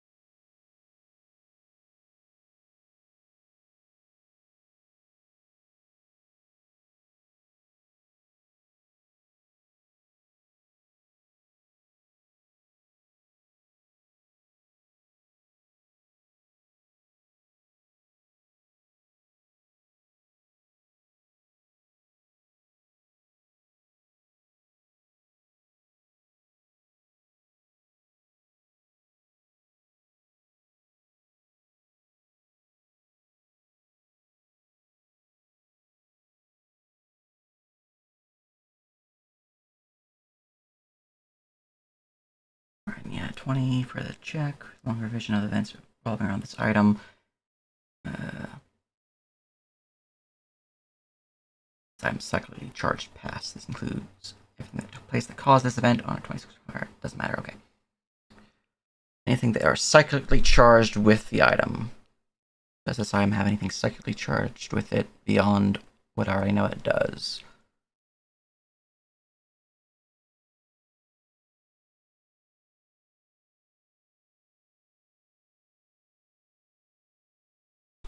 Alright. As you grasp hold of the small piece of parchment, beginning to send your mind towards it, or at least the psychic resonance that surrounds it, taking at the wisps of this energy, your mind goes blank. And it opens up into the chamber that you are standing in now. You see a broad-shouldered man, long, flowing blonde hair, a well-trimmed, reddish blonde beard, a large leather overcoat, some woolen jackets, thick leather pants, seems to be somewhat disheveled even. Some of their clothing is torn and is dirty. Seems that they've been digging in the dirt or dealing in work that's not really like, there's obviously signs of wood chips upon it, but there's more than that. Something that's like they were digging through mud. As you look at them, they rush over from a hurry, leaving from the door, entering into the chamber to their desk by side the bed. Pull open the drawer, pull out some parchment, an ink quill, and a pen, and begin writing. Let me get this letter to Alexander. Best to send it to him, though. You see him begin writing, scrolling up the visage of do not trust them. Be Torben. I know he's too drunk. Mateo. Yeah, Mateo can do it. Trust Mateo. Be quick, though. At this point in time, you'd hear a crash, and the man looks over his shoulder. Shit. He quickly scrawls the last lines of the letter, wraps it, folding it in half, and then brings it towards the armoire where you see him tuck it beneath a boot, trying to hide it deeper within the closet. But he's in a bit of a hurry. He pushes it there, and just in the nick of time, as he closes the armoire, the door opens, and you'd see a fellow. Now, for purposes of stream and what you're seeing, this is the lumber foreman. This fellow here. Okay. This is who enters. flanked by 2 other figures. Go grab their handouts. They're in a different folder, so. What that hat was his ears. No. It would be funny, though, if it was. No. Now, the priest, he looks tame, even. He looks peaceful. He looks like a priest. Those who are flanking him do not. And you can tell from the windows it is dark outside, and there's definitely some ominous light flowing in. Faint purple light. The figures that are flanking him are abominations. Strange humanoid figures with multiple arms, clawed hooks, and tendrils wrapping around them, spikes ripping from their cloth back. And a strange violet and red glow coming from one and another eye. So one eye is violet, one eye is red. Okay. So there's 2 of these. And then there's Malrathis, and then there's the foreman, which you do not know the name of, but the handout does say the name, so ignore that. They seem friendly. They're totally friendly, don't worry about it. I want to hug them. And from this, Malrathis would speak. Come, my child, worry not. It was simple misunderstanding. We just wanted to talk. Talk! Talk, and you bring these things with you? You're no priest, Malrathis. An abomination. Now, there's no need for unkind words there, Marcus. I think it's time we have a little chat. This is indeed a vision, yes. He'll turn to the side. Horace, bring him to my chambers. We'll see if he is still so unwilling after he has imbibed of the sap. Creature will move forward, grasp him, who seems to be unable to talk and is straining against some unseen force. Creatures will move forward, grasping him by each arm and dragging him. As they do so, we go look at their particular stats, see if they have anything, because I'm pretty sure I gave him like a on-touch effect. Cultist abomination, where are you? There you are. You see parts of his clothing begin to melt away upon their touch, and his arms begin to burn somewhat, as if the flesh is bubbling from their very touch. Not like fire. You've seen fire from Ein, but like acid.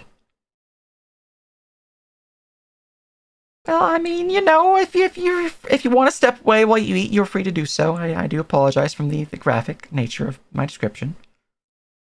Well, no, he was No, responding to no. Sean saying, I have a Oh, plan. okay. Saying, well, I have sandwiches. Okay. We're good. Okay. I could eat during this. Excellent. The creatures will then drag him out. As he does so, his form seems to go limp. Your vision darkens, then brightens up once more. You see yourself hanging within a darkened stone chamber, chains tying around each of your wrists and your ankles, as you seem to be held aloft about 5 feet in the air. You feel a cold wetness dripping down your scalp, as if you yourself are taking the visage of Marcus, this foreman. Feel woozy, massive migraine pulsing through your mind. Malrathis will once again enter into your view. So blurry, you can still see him.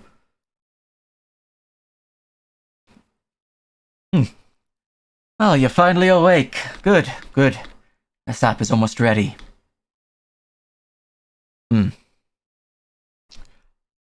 Don't suppose you wouldn't mind telling your good friend Malrathis what it was that you stole? didn't steal anything. That's what my priests have told me. There's something missing from the temple. Something quite important to me, and I know you, or one of your fellows within the mill, took it. I don't know what you're talking about. No matter. Will in time. Vision stops once again. And then opens. This time, you see yourself being dragged into what appears to be a cathedral. Fine marbled floors, raised steps, plinths lining the walkway forward to a raised altar. However, the altar does not have Malrathis. At least, not at first. You see a strange being, a horrifying creature of immense size. I'm going to grab its handout. Strange tendrils dripping from its sides. A thickened carapace of what appears to be a similar wood chip that you've seen before. Large, vine-like wings sprouting from its back. You blink. You see, for but a moment, the vision of this horrifying beast shifts into the friendly face of Malrathis, the priest, and then back into this monstrosity.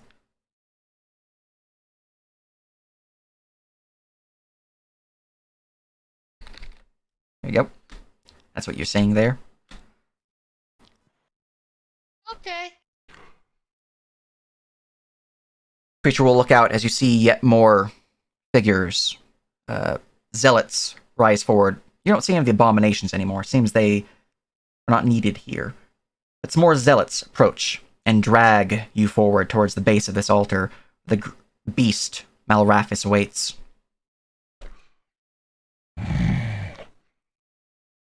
It's time you take of the sap, Marcus, and join with your brethren. Creature will unhinge its mouth as a second mouth shoots forward, ripping into the chest of Marcus. You see a strange pulse of green energy shoot from the elongated body of the second mouth and pulse into the heart of Marcus. You see his skin begin to contort, twist, and change. You see his skin change into a similar scaly wooden demeanor. His eyes begin to glow orange. And his hair falls off. You see him trying to resist, his body vigorously shaking. No! I will not become one of... Ah! As his body explodes in a shower of blood, revealing, well, a naked version of this. He is swiftly clothed by the cultists. As a whisper is born, and the vision ends. Some psychically charged paper. Okay.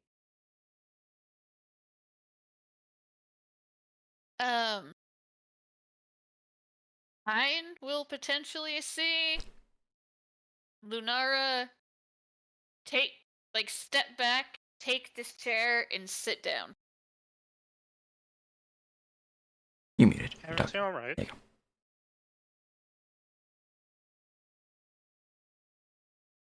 I open up the mind link to Garridan. I've a vision of the past. What happened to the foreman and what Malrathis truly is. We're not up against what we think.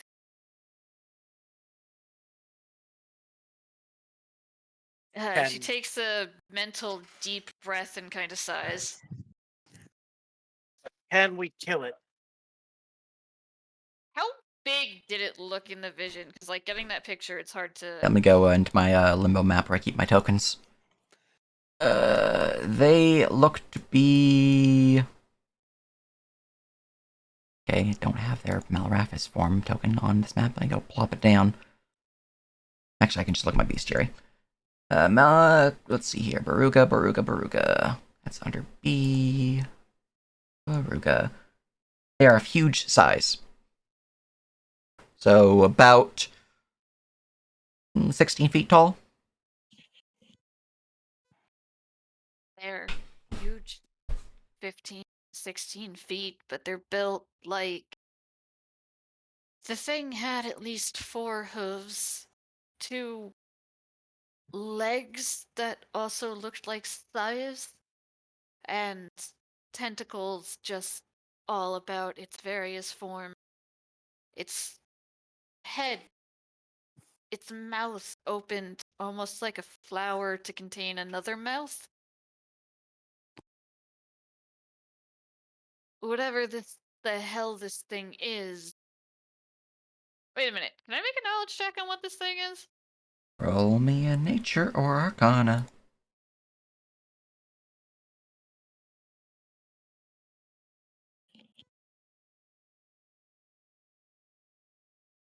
What are your lures?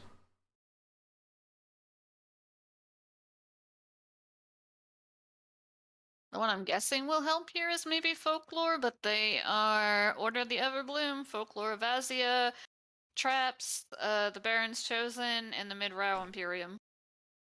Alright, you don't know the same information that Cry knows, but Folklore of Azia will give you something. There is tales of a beast that lives within the Duskwood. A creature that seems to strike with a supernatural speed. One that seems to have greater intelligence, not just like a warg or a displacer beast or some other magical creature, but like truly mortal or human or however you want to call it intelligence. One that can think, they can reason, they can hunt. Whatever this beast is, there have only been tales of it. Children's tales of, well, really, more accurately, tales that mothers tell to their children to warn them not to go out in the woods in the night. Otherwise, the beast of the woods would take them. There are also other tales of this beast of the woods, of creatures such as bears or other strong beasts of the wilds that couldn't really be felled by something so small. But they are found dead nonetheless, with a pentagonal, that's the word for it, a pentagonal shaped hole within their side. No one really knows what it's about, but some claim it is this beast of the wilds, this, what would they call it in my folklore for this area? I'm just trying to find that note. Let's see here. Rose Rebellion, Duskwood. Chapter 1, page 4, I think? Chapter 4? No. Act 2. That's what it is. Act 2, chapter 8. There we go. Okay.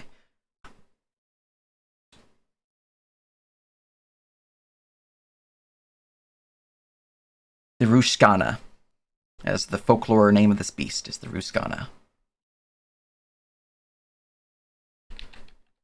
Wouldn't a cutout of a pentacle just be an empty circle? A pentagon, a pentagram. Alright, I mean, it's still a star with a circle around it, so a cutout of a pentagram would just be an empty circle. No, it doesn't have a full circle. It's just line.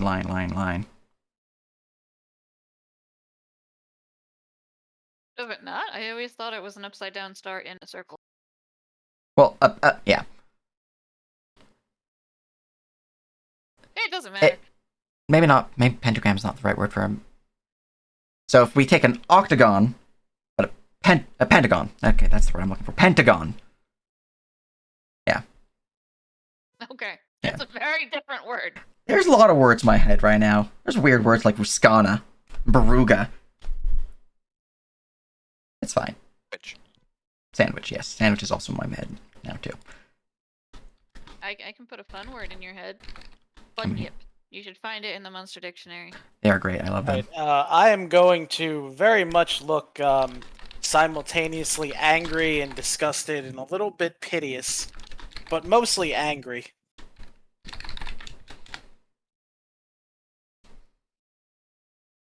Yeah, so I will relay all of that folklore information to you guys. All right. Like, I was already really pissed at these people for the human sacrificing, but holy shit, now my just fucking face curdles like I'm looking at a disgusting dead animal, fucking livid. Well, as If- this... Oh, carry on. If what the folklores say is true, this thing is fast, if nothing else, and from what I've seen of it, possesses more than a few ways to kill a man. We should count ourselves lucky that I saw this before we faced it. I don't think we would have quite been ready for what was to come. However, I am now just more fulfilled that I wish to kill it. Now, Bet if I hit it hard enough. of note, the size of the bite hole that you would have seen, or that you would have heard tales of from like those bears, would have been a medium or large size beruga, judging from the size of the mouth that you saw from the actual vision. So it's grown. It is grown, yes.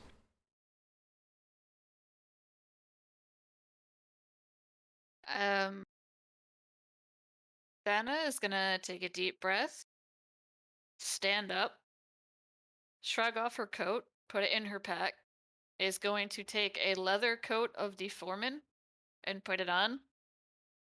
Because her profile is revenge, and she is gonna kick this thing's ass wearing the foreman's jacket, because that's the only homage I can pay to him. Alright. I kind of thought you were going to show up as the foreman and try to, like, say, hey, some fucked up shit in the mill, lads. I mean, it might happen. The way her visage Sealy. works is that they see what they want to see.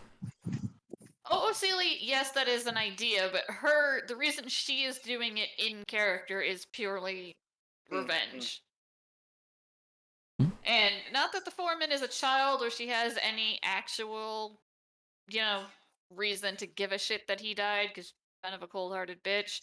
It is the only personal form of revenge she can take, so right now, that's what she's going for. Alright. But as you rise with vengeance in your heart and knowledge of this beast that you now face, that'll be where we call the session. You guys had fun, and Yeah. we'll see if there's someone we can raid. Hey, look, Tiff's streaming. Let's raid Tiff. Yeah, let's kill all the people. Well, not all of them. All of the yeah, Like, just kill the people. even these poor guys are probably technically innocent, but they're probably already They're too far gone. It's a mercy killing now. Well, it's up to you guys who you want to murder, but, you guys have some new fancy information. Oh, yeah. Anyways, it's time to raid the Tiff. Huzzah! And now we have raided the Tiff. And that is the, game. You guys had fun. Yeah, that was fun.